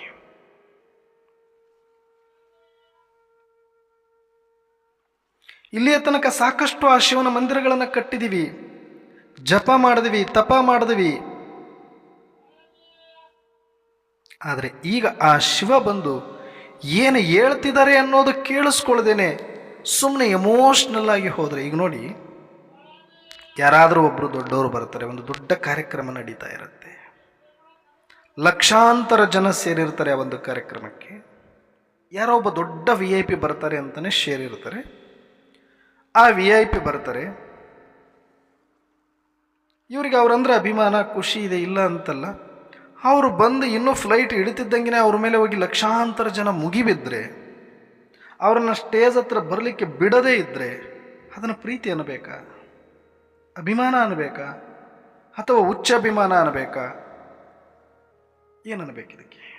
ಅಂಧ ಅಭಿಮಾನ ಅನ್ನಬೇಕಾ? ಅಭಿಮಾನ ಇರಲಿ, ಆದರೆ ಅವ್ರು ಬಂದಿದ್ದಾರೆ, ಅವ್ರಿಗೆ ಕೊಡೋ ಗೌರವ ಏನು? ನಾವು ಆದಷ್ಟು ದೂರದಿಂದ ಅವರಿಗೆ ನೋಡಿ ಖುಷಿಪಟ್ಟು ಅವರಿಗೆ ಮಾಡುವ ಕೆಲಸಕ್ಕೆ ಅವಕಾಶ ಮಾಡಿಕೊಡೋದು ನಿಜವಾದ ಒಬ್ಬ ಅಭಿಮಾನಿಯಾಗಿ ನನ್ನ ಕರ್ತವ್ಯ. ಅದು ನಿಜಕ್ಕೂ ಗೌರವ ತಂದು ಕೊಡುವಂಥದ್ದು ಒಬ್ಬ ಅಭಿಮಾನಿಗೂ ಮತ್ತು VIP-ಗೂ ಕೂಡ. ಹಾಗೆ ಭಾಷಣ ಮಾಡಲಿಕ್ಕೆ ಅವ್ರು ಬಂದು ಸ್ಟೇಜ್ ಮೇಲೆ ಹಂಗೂ ಹಿಂಗೂ ನಿಂತ್ಕೊಂಡ ಮೇಲೆ ಅವ್ರ ಭಾಷಣ ಕೇಳಿದ್ರೆ ಬರೀ ಅವ್ರ ಬಗ್ಗೆ ಜೈಕಾರ ಆಗ್ತಾ ಕೂತ್ಕೊಂಡ್ರು ಅಂತಲೂ ಇಟ್ಕೊಳ್ಳಿ. ಅವಾಗಲೂ ಕೂಡ ಅದಕ್ಕೆ ಅಭಿಮಾನ ಅನ್ನಬೇಕು, ಅದಕ್ಕೆ ಅವಮಾನ ಅನ್ನಬೇಕು. ಸುಮ್ಮನೆ ಇಮ್ಯಾಜಿನ್ ಮಾಡ್ಕೊಳ್ಳಿದು. ಅವ್ರು ಬಂದು ಭಾಷಣ ಮಾಡಲಿಕ್ಕೆ ಆರಂಭ ಮಾಡಿದ್ದಾರೆ, ಇವರು ಜೋರೋ ಅಂತ ಅವ್ರನ್ನ ಜೈ ಜೈ ಜೈ ಜೈ ಅಂತ ಅವ್ರಿಗೆ ಕೂಗ್ತಾ ಇದ್ದಾರೆ, ಅವ್ರ ಹೆಸರು ಇಟ್ಕೊಂಡು. ನಿಜಕ್ಕೂ ಇದು ಅವರಿಗೆ ಖುಷಿ ಕೊಡುತ್ತಾ? ಯೋಚನೆ ಮಾಡಿ, ನೀವೇ ಆ ಜಾಗದಲ್ಲಿ ಇದ್ದು ನೋಡಿ ಒಂದ್ಸಲಿ. ಅಭಿಮಾನ ತೋರಿಸುವ ರೀತಿ ಇದಲ್ಲಪ್ಪ. ಅವ್ರು ಬಂದಿದ್ದಾರೆ, ಏನೋ ಒಂದು ಮುಖ್ಯವಾದ ವಿಚಾರ ನಿನಗೆ ಹೇಳಬೇಕು ಅಂತ. ಆ ವಿಚಾರವನ್ನು ಕೇಳಿಸ್ಕೋ, ಆ ವಿಚಾರವನ್ನು ಅಳವಡಿಸ್ಕೋ, ಅದಾದ ಮೇಲೆ ಅನುಭವಿಸು, ಅವ್ರು ಹೇಳದಂತೆ ನಡೆದು ತೋರಿಸು. ಅದು ಅಭಿಮಾನನೋ? ಅಥವಾ ಈ ಥರ ಅವ್ರ ಮಾತನ್ನೂ ಕೇಳಿದ್ರೆ ಬರೀ ಜೈ ಜೈ ಜೈ, ಇಲ್ರಿ ನಮಗೆ ಅಭಿಮಾನ, ನಮಗೆ ಉಚ್ಚ ಅಭಿಮಾನ, ನಮಗೆ ಅಂಧಾಭಿಮಾನ ಅಂತ ಕೂಗಾಡ್ತಾ ಹೋದರೆ, ಒಂದು ಕುಡುಕರ ಥರ ನಾವು ಮಾಡಿದ್ರೆ ಎಷ್ಟು ಅಭಾಸವಾಗಿರುತ್ತೋ ಅದೇ ಥರ ಇವತ್ತು ಕೂಡ ನಾವಿಲ್ಲಿ ನಡ್ಕೊಳ್ತಾ ಇದ್ದೀವಿ ಅಂತ ನನಗನ್ಸುತ್ತೆ ವೈಯಕ್ತಿಕವಾಗಿ. ಇದನ್ನು ಯಾರು ಹೆಂಗೆ ತಗೊಳ್ತಾರೋ ನನಗೆ ಗೊತ್ತಿಲ್ಲ. ನಮಗೆ ಬಾಬನ ಮೇಲೆ ಇರುವಷ್ಟು ಪ್ರೀತಿ ಪ್ರಾಣ ಇನ್ನು ಯಾರ ಮೇಲೆ ಬರಲಿಕ್ಕೆ ಸಾಧ್ಯ ಇಲ್ಲ. ಯಾಕಂದರೆ ಜನ್ಮಾಂತರಗಳಿಂದ, ಸಾವಿರಾರು ವರ್ಷಗಳಿಂದ ಅವರಿಗಾಗಿ ತಪನ ಪಟ್ಟಿರುವ ಹೃದಯ ಇದು ಎಲ್ಲರದ್ದು ಕೂಡ. ಆ ಪರಮಾತ್ಮ ಬಂದಾಗ ಅವ್ರನ್ನ ನೋಡಬೇಕು ಅಂತ ಖುಷಿಯಾಗೋದು, ಆನಂದ ಬಾಷ್ಪ ಬರೋದು, ಅವ್ರನ್ನ ಸದಾಕಾಲ ಹೃದಯದಲ್ಲಿ ಇಟ್ಕೊಳ್ಳೋದು, ಭ್ರುಕುಟಿಯಿಂದ ಸ್ಮೃತಿ ಮಾಡೋದು, ಎಷ್ಟು ನಾವು ಅವ್ರ ಮೇಲೆ ಪ್ರೀತಿ ತೋರಿಸಿದ್ರು, ಅವ್ರ ಮಹಿಮೆ ಮಾಡಿದ್ರು ಕಡಿಮೆನೆ. 100% ಶೂರ್ ಇದು ಎಲ್ಲ ಆತ್ಮರಿಗೂ ಆಗಲೇಬೇಕು, ಆಗುತ್ತೆ ಕೂಡ. ಯಾಕಂದ್ರೆ ನಾವು ನೇರ ಸಂಬಂಧಿ ಪರಮಾತ್ಮನಿಗೆ, ಪರಮಾತ್ಮನ ಸಂತಾನರೇ ನಾವು. ನಮ್ಮ ತಂದೆ ಅಂದಮೇಲೆ ಅಷ್ಟು ಅಭಿಮಾನ ಇದ್ದೇ ಇದೆ ನಮಗೆ. ಆದರೆ ಸ್ವಲ್ಪ ಸೂಕ್ಷ್ಮಕ್ಕೆ ನಿಮ್ಮನ್ನು ತಗೊಂಡು ಹೋಗ್ತೀನಿ ನಾನು. ಒಬ್ಬ ತಂದೆ ಮಗ ಮನೆಯಲ್ಲಿ, ಆಫೀಸಿಗೆ ಹೋದರೆ ಬಾಸು ವರ್ಕರು. ಅದೇ ತಂದೆ ಮಗ ಸ್ಕೂಲಿಗೆ ಬಂದರೆ ಅಪ್ಪ ಟೀಚರು, ಮಗ ಸ್ಟೂಡೆಂಟು. ಅಲ್ಲಿ ಟೀಚರ್ ಥರ ಪಾಠ ಕೇಳುವಾಗ, ಅವ್ರು ಪಾಠ ಮಾಡುವಾಗ ಇವ್ರು ನಮ್ಮಪ್ಪ, ಇವ್ರು ನಮ್ಮಪ್ಪ, ಇವ್ರು ನಮ್ಮಪ್ಪ ಅಂತ ಅವ್ನು ಕೂಗ್ತಾ ಇದ್ದಾರೆ ಜೋರಾಗಿ. ಎಷ್ಟು ಅಭಾಸ ಅನಿಸುತ್ತೆ ಅದು,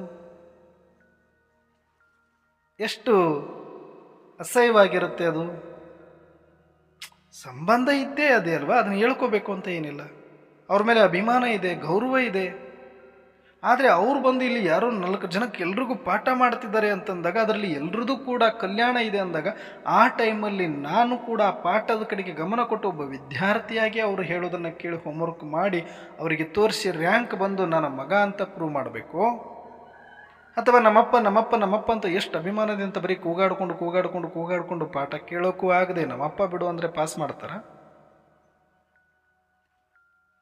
ಸಿಂಪಲ್ ಲಾಜಿಕ್ ಅಲ್ವ ಇದು? ಹೊರಗಿನವ್ರದ್ದು ಬಿಟ್ಟು ಬಿಡೋಣ, ಈಗ ನಮ್ಮದೇ ತಗೊಳ್ಳೋಣ ಕತೆ. ಎಲ್ಲರದು ಇಲ್ಲಿ ತನಕ ಈ ಕತೆ ಆಗಿದೆ. ಧರ್ಮಾತ್ಮರನ್ನ ಅವ್ರು ಹಿಡ್ಕೊಂಡಿದ್ದಾರೆ, ಈಗ ಪರಮಾತ್ಮನ ನಾವು ಹಿಡ್ಕೊಂಡಿದ್ದೀವಿ ಅಂತಂದ್ರು ನಾವು ಅದೇ ತಪ್ಪು ಮಾಡಿದ್ರೆ ಹಾಗಂತ ಬಾಬರವ್ರು ನೆನಪು ಮಾಡಬಾರ್ದ ಅಣ್ಣವ್ರೆ? ಖಂಡಿತವಾಗಿ ನೆನಪು ಮರಿಲಿಕ್ಕೆ ಹೆಂಗೆ ಸಾಧ್ಯ ಹೇಳಿ? ಮರೆಯೋದ್ರೆ ತಾನೇ ನೆನಪು ಮಾಡಬೇಕು. ಹೆಂಗೆ ಮರಿತೀರಿ? ಆದರೆ ಯಾವಾಗ ನೆನಪು ಮರಿತೀರಿ ಅಂದರೆ ಖಂಡಿತವಾಗಿ ಮರಿತೀರಿ. ಯಾವಾಗ ನೀವು ಆತ್ಮದ ಸ್ಮೃತಿಯಲ್ಲಿ ಇಲ್ಲವೋ ಆವಾಗ ಮರೆತಂಗೆ. ಯಾಕಂದ್ರೆ ಅವ್ರು ಕೊಟ್ಟಿರುವ ಸ್ಮೃತಿ ನೀವು ಕಳ್ಕೊಂಡಿದ್ದೀರಿ ಅಂತಂದಾಗ ಅವತ್ತು ನೀವು ಬರೀ ಬಾಬಾ ಬಾಬಾ ಅಂತ ಬಾಯಿಂದ ನೀವು ಎಷ್ಟೇ ಜಪ ಮಾಡಿದರೂ ಇಲ್ಲ, ಎಷ್ಟೇ ಅಭಿಮಾನ ತೋರಿಸಿದ್ರು ಇಲ್ಲ, ಎಷ್ಟೇ ನೀವು ಸೆಂಟ್ರಲ್ಲೇ ಬಿದ್ದು ಒದ್ದಾಡಿದ್ರು ಕೂಡ ಇಲ್ಲ. ನೀವು ಸ್ಮೃತಿ ಸ್ವರೂಪರಾಗಿದ್ದರೆ ಅಲ್ಲಿ ಬಾಬಾನ ನೆನಪು ಸದಾಕಾಲ ಇದ್ದಂಗೆ ಅದು. ಯಾಕಂದರೆ ಅವರು ಕೊಟ್ಟಿರುವ ಸ್ಮೃತಿಯಲ್ಲಿ ನೀವು ಅವ್ರ ಹೋಮ್ವರ್ಕಲ್ಲಿ ಅಲರ್ಟ್ ಆಗಿದ್ರಿ ಅಂದರೆ ಇಂಡೈರೆಕ್ಟ್ ಆಗಿ ಅವ್ರ ನೆನಪು ಇದ್ದೇ ಇದೆ ಅಂತ. ಇದು ಮಿನಿಮಮ್ ಲಾಜಿಕ್. ಇದರೊಳಗೇನು ದೊಡ್ಡ ಅಂಥ ರಹಸ್ಯ ಏನಿಲ್ಲ. ಇದು ಏನು ಡಿಫಿಕಲ್ಟ್ ಟಾಪಿಕ್ ಏನಲ್ಲ. ಇದು ನಿಮಗೆಲ್ರಿಗೂ ಸಹಜವಾಗಿ ಅರ್ಥ ಆಗುತ್ತೆ ಅಂತ ನಾನು ಅನ್ಕೊಳ್ತೀನಿ. ಇದನ್ನು ತುಂಬ ಎಮೋಷ್ನಲ್ ಆಗಿ ಕನೆಕ್ಟ್ ಆಗಿ, ಎಮೋಷ್ನಲ್ ಆಗಿ ತೊಗೊಂಡೋಗಿ ನಾವು ಬಾಬಾ ಅಂತಂದ್ರೆ ಹಂಗೆ, ಬಾಬಾ ಅಂತಂದ್ರೆ ಹಿಂಗೆ ಅಂತ ಮಾಡೋಕ್ಕೆ ಹೋದರೆ ಜ್ಞಾನ ಮಾರ್ಗ ಆಗಲ್ಲ. ಇದು ಭಕ್ತಿ ಮಾರ್ಗನೇ ಬೇರೆ, ಜ್ಞಾನ ಮಾರ್ಗನೇ ಬೇರೆ. ಹಾಗಿದ್ರೆ ನೀವಿನ್ನೂ ಭಕ್ತಿ ಮಾರ್ಗದಲ್ಲೇ ಇರಬೇಕಾಗಿತ್ತು, ಇದಿರಿ ಕೂಡ ಅಂತಲೂ ನಾನು ಅಂದ್ಕೊಳ್ತೀನಿ. ಜ್ಞಾನ ಮಾರ್ಗ ಅಂತಂದರೆ ಇದ್ದಕ್ಕಿದ್ದಂಗೆ ಹೇಳೋದು. ಮೂಢನಂಬಿಕೆ ಅಂತ ಯಾವ್ದು ಅನಿಸ್ಕೊಳ್ಳುತ್ತೆ, ವಿಜ್ಞಾನ ಅಂತ ಯಾವ್ದು ಅನಿಸ್ಕೊಳ್ಳುತ್ತೆ ಅಂದರೆ ಭಾವನೆಗೆ ಅತಿಯಾದ ಜಾಗ ಕೊಟ್ಟರೆ ಅದು ಮೂಢನಂಬಿಕೆ ಆಗುತ್ತೆ. ಭಾವನೆ ಸರಿಸಿ ಸತ್ಯಕ್ಕೆ ಜಾಗ ಕೊಟ್ಟಾಗ ಅದು ವಿಜ್ಞಾನ ಆಗುತ್ತೆ. ಹೇಗೋ ಹಾಗೆ ಈಗಲೂ ಕೂಡ ನಾವು ಜ್ಞಾನ ಮಾರ್ಗದಲ್ಲಿ ಇದ್ದೀವಿ ಅಂತಂದರೆ ಇಲ್ಲೂ ಬರೀ ಎಮೋಷ್ನಲ್ ಆಗಿ ಆಟ ಆಡಿಕೊಂಡು ನಾವು ಮುಗಿಸ್ಬಿಡ್ತೀವಿ ಗೇಮ್ ಅಂದರೆ ಆಗಲ್ಲ. ಭಾವನೆ 1% ಬೇಕಿಲ್ಲ, 99% ಸತ್ಯಕ್ಕೆ ಏನಿದೆ ಅದರ ಕಡೆಗೆ ನಾವು ಗಮನ ಕೊಡ್ತಾ ಹೋದಾಗ ನಿಜಕ್ಕೂ ನಾವು ಇಲ್ಲಿ ಏನಾದರೂ ಒಂದು ಸಾಧನೆ ಮಾಡಲಿಕ್ಕೆ ಸಾಧ್ಯ ಇದೆ.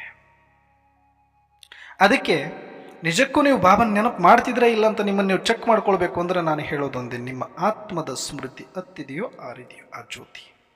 ಸ್ಮೃತಿಯ ಜ್ಯೋತಿ ಹಚ್ಚಿದ್ರೆ ಅಲ್ಲಿ ಪರಮಾತ್ಮನ ನೆನಪು ನೀವು ಸದಾಕಾಲ ಸ್ಮೃತಿ ಸ್ವರೂಪದಲ್ಲೇ ಇದೆ ಅಂತ ಅರ್ಥ.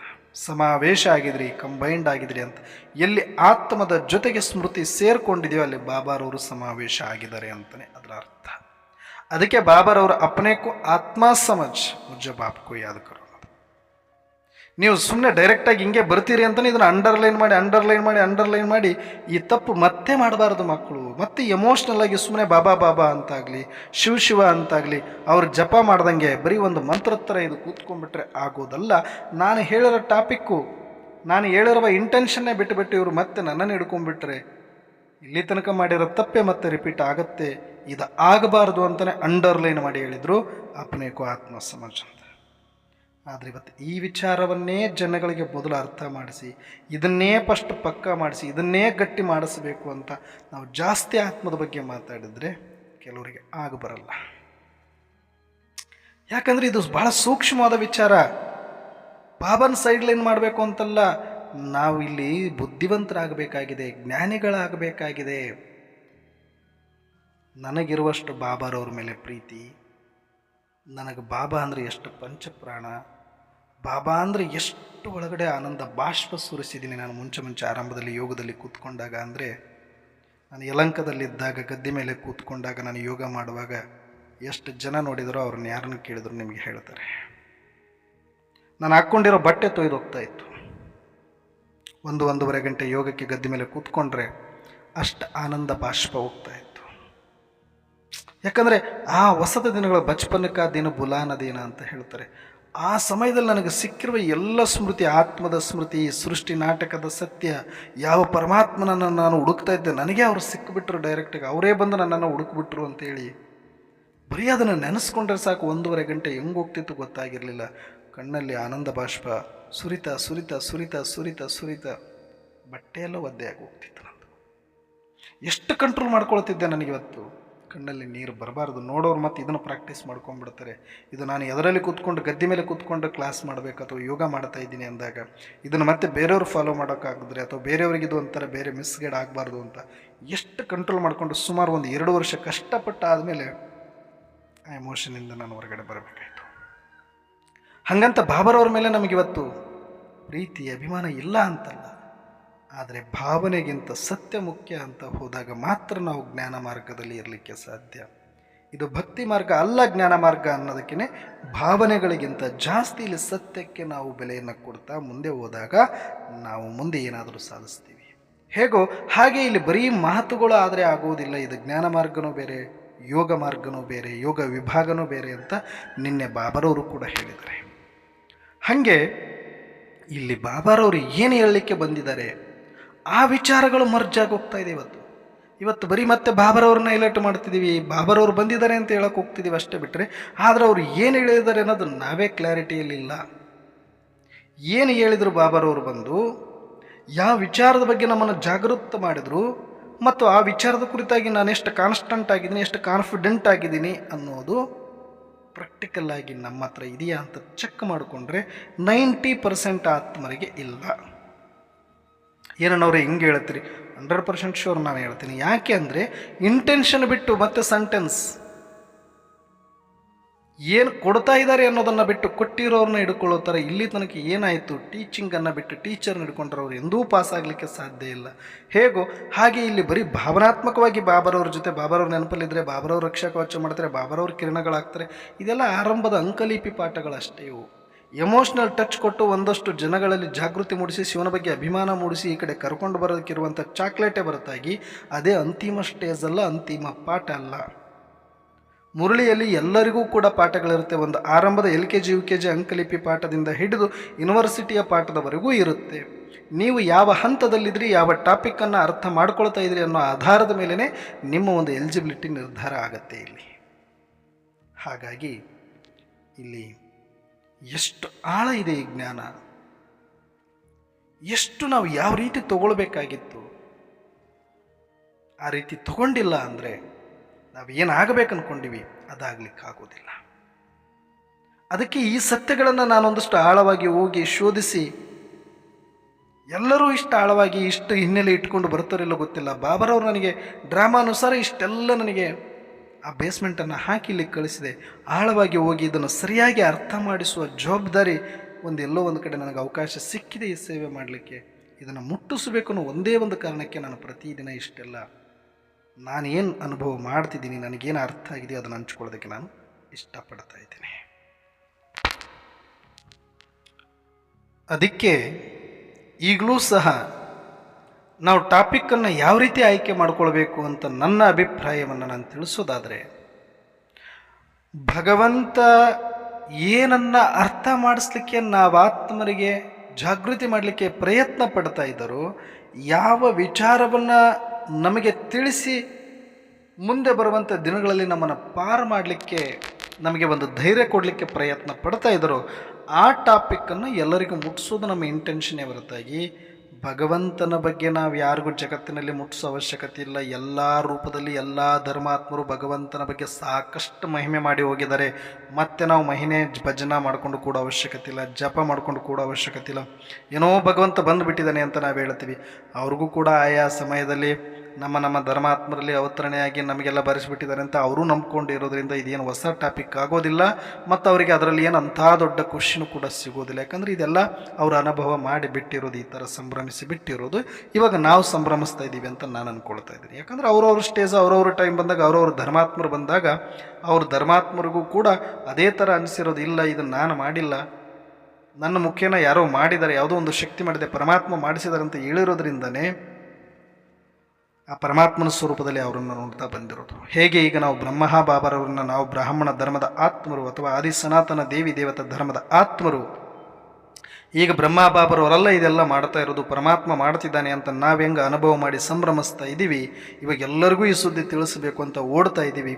ಇದೇ ಥರ 2500 ವರ್ಷದಿಂದ ಮುಸ್ಲಿಮರು ಮಾಡಿದ್ದು, ಕ್ರೈಸ್ತರು ಮಾಡಿದ್ದು, ಬುದ್ಧರು ಮಾಡಿದ್ದು, ಸಿಖ್ಖರು ಮಾಡಿದ್ದು, ಎಲ್ಲರೂ ಕೂಡ ಅವರನ್ನು ಇವತ್ತಿಗೂ ಕೂಡ ಶರಣರನ್ನು ಕೂಡ ಬಸವನೇ ಶಿವನು, ಶಿವನೇ ಬಸವ ಅಂತ ಯಾಕೆ ನೋಡಿದ್ರು ಅಂದ್ರೆ, ಇದು ಒಬ್ಬ ಸಾಮಾನ್ಯ ಮನುಷ್ಯನಾಗಿ ಬಸವಣ್ಣ ಮಾಡುವ ಕಾರ್ಯ ಅಲ್ಲ, ಸ್ವಯಂ ಪರಮಾತ್ಮ ಇವ್ರ ಮುಖಾಂತರ ಮಾಡಿಸ್ತಾ ಇದ್ದಾರೆ. ನಮಗೆ ಪ್ರತ್ಯಕ್ಷ ಪರಮಾತ್ಮ ಇವರೇ ಅಂತ ಅಂದ್ಕೊಳ್ಳೋದ್ರಲ್ಲಿ ತಪ್ಪಿಲ್ಲ. ಯಾಕಂದ್ರೆ ಅಷ್ಟು ಮಹಾನ್ ಕಾರ್ಯ ಅವರು ಮಾಡಿದ್ರು. ಹಾಗೆ ಈಗ ನಾವು ಹೇಗೆ ಬ್ರಹ್ಮ ಬಾಬರವ್ರನ್ನ ನೋಡ್ತೀವಿ, ಇವತ್ತು ನಮಗೆ ಸ್ಪಷ್ಟವಾಗಿ ಅಂತಿಮದಲ್ಲಿ ಸಂಗಮದಲ್ಲಿ ಈ ಕಾರ್ಯ ಬೇರೆಯೇ ಇದೆ, ಅವತ್ತು ಬಂದಿರೋ ಕಾರ್ಯಗಳು ಬೇರೆ ಇದೆ. ಅವತ್ತು ಅವರು ಬಂದಿರಬಹುದು, ಬಂದಿಲ್ಲದೇನೂ ಕೂಡ ಆ ಥರ ಭಾಸ ಆಗಿರ್ಬೋದು. ಆದರೆ ಈಗ ಬಂದಿದ್ದರೂ ಕೂಡ ನಮಗೇನು ಇವಾಗ ಸಂಭ್ರಮ ಸಿಗ್ತಾ ಇದೆ, ಇದು ಆಲ್ರೆಡಿ ಎಲ್ಲ ಧರ್ಮಾತ್ಮರು ಒಂದು ಟೈಮಲ್ಲಿ ಮಾಡಿರುವಂಥದ್ದು ಅನ್ನೋದನ್ನು ನಾವು ಮನಗಾಣಬೇಕಾಗ್ತದೆ. ಸುಮ್ಮನೆ ನಾವಷ್ಟೇ ಭಾವನಾತ್ಮಕವಾಗಿ ಹೋಗಿ, ಯಾಕಂದರೆ ಹಿಂಗೆ ಆಗಿರಲಿಲ್ಲ ಅಂದಿದ್ರೆ ಇಷ್ಟು ವರ್ಷಗಳ ಕಾಲ, ಸುಮಾರು 2500 ವರ್ಷಗಳಿಂದ ಆ ಶಿವನ ಕುರಿತಾಗಿ, ಅಲ್ಲನ ಕುರಿತಾಗಿ, ಗಾಢ ಕುರಿತಾಗಿ, ಭಗವಂತನ ಕುರಿತಾಗಿ ಯಾರೂ ಕೂಡ ಇಷ್ಟು ನಂಬಿಕೆ ಇಟ್ಕೊಂಡು ಬರ್ತಾ ಇರಲಿಲ್ಲ. ಅವರಷ್ಟು ಸಂಭ್ರಮಿಸಿ ಅಷ್ಟು ತನುಮನ ಧನವನ್ನು ಅರ್ಪಿಸಿ ಇಲ್ಲಿ ತನಕ ಉಳಿಸ್ಕೊಂಡು ಬಂದಿದ್ದಾರೆ. ಬರೀ ನಮ್ಮದು 100 ವರ್ಷದ ಆಟ ಅಷ್ಟೇ. ಅವರು 2500 ವರ್ಷದಿಂದ ಉಳಿಸ್ಕೊಂಡು ಬೆಳೆಸ್ಕೊಂಡು ಬಂದಿರೋದ್ರಿಂದ ಅವರ ಸೇವೆಯನ್ನೂ ನಾವು ಮರೆಯುವಂತಿಲ್ಲ, ಅವರ ಉಮ್ಮಂಗ ಉತ್ಸಾಹ ಆಚರಣೆಗಳನ್ನೂ ನಾವು ಯಾರೂ ಮರೆಯುವಂತಿಲ್ಲ. ಇವತ್ತು ಸಂಭ್ರಮದ ಟೈಮ್ ನಮಗೆ ಬಂದಿದೆ ಮತ್ತು ಸತ್ಯದ ಟೈಮ್ ನಮಗೆ ಬಂದಿದೆ. ಆದರೆ ಒಳ್ಳೆಯ ಟೈಮಲ್ಲಿ ನಾವಿದ್ದೀವಿ. ಆದರೆ ಇದೇ ಟಾಪಿಕ್ಗೆ ಆದರೆ ಇದು ಕೂಡ ಒಂದು ಎಮೋಷ್ನಲ್ ಆಗಿ ಹೋಗ್ಬಿಡುತ್ತೆ ನಮಗೆ. ಓಕೆ, ಪರಮಾತ್ಮ ಬಂದಿದ್ದಾರೆ ನಿಜ, ಆದರೆ ಆ ಪರಮಾತ್ಮ ಬಂದು ಏನು ತಿಳಿಸ್ತಾ ಇದ್ದಾರೆ ಅನ್ನೋದು ಮುಟ್ಸೋದು ಮುಖ್ಯನೇ ಹೊರತಾಗಿ, ಪರಮಾತ್ಮ ಬಂದಿದ್ದಾರೆ ಅನ್ನೋದು ಬಂದರೂ ಬಿಟ್ಟರು ಓಕೆ, ಬಂದರೂ ಬಂದಿಲ್ಲ ಅಂದರೂ ಓಕೆ, ಬಟ್ ನನಗೇನು ಲಾಭ ಅಂತ ಪ್ರತಿಯೊಂದು ಆತ್ಮ ಕಾತ್ಕೊಂಡು ಕೊಟ್ಟಿದೆ. ನನಗೇನು ಈಗ ಮಾಡೋಕ್ಕೆ ದಾರಿ ಇದೆ, ನಾನು ಹೆಂಗೆ ರಕ್ಷಣೆ ಪಡ್ಕೊಳ್ಬೇಕು, ನಾನು ಹೆಂಗೆ ಕಲ್ಯಾಣ ಮಾಡ್ಕೊಳ್ಬೇಕು, ನನ್ನ ಮುಂದಿನ ದಾರಿ ಏನು, ಅದನ್ನು ಕೇಳಿಸ್ಕೊಳ್ಳೋದಕ್ಕೆ ಇಷ್ಟನೇ ಹೊರತಾಗಿ ಪರಮಾತ್ಮ ಬಂದಿದ್ದಾರೆ, ಬ್ರಹ್ಮನ ಶರೀರದಲ್ಲಿ ಬಂದಿದ್ದಾರೆ, ಮೌಂಟ್ ಅಬುದಲ್ಲಿ ಬಂದಿದ್ದಾರೆ,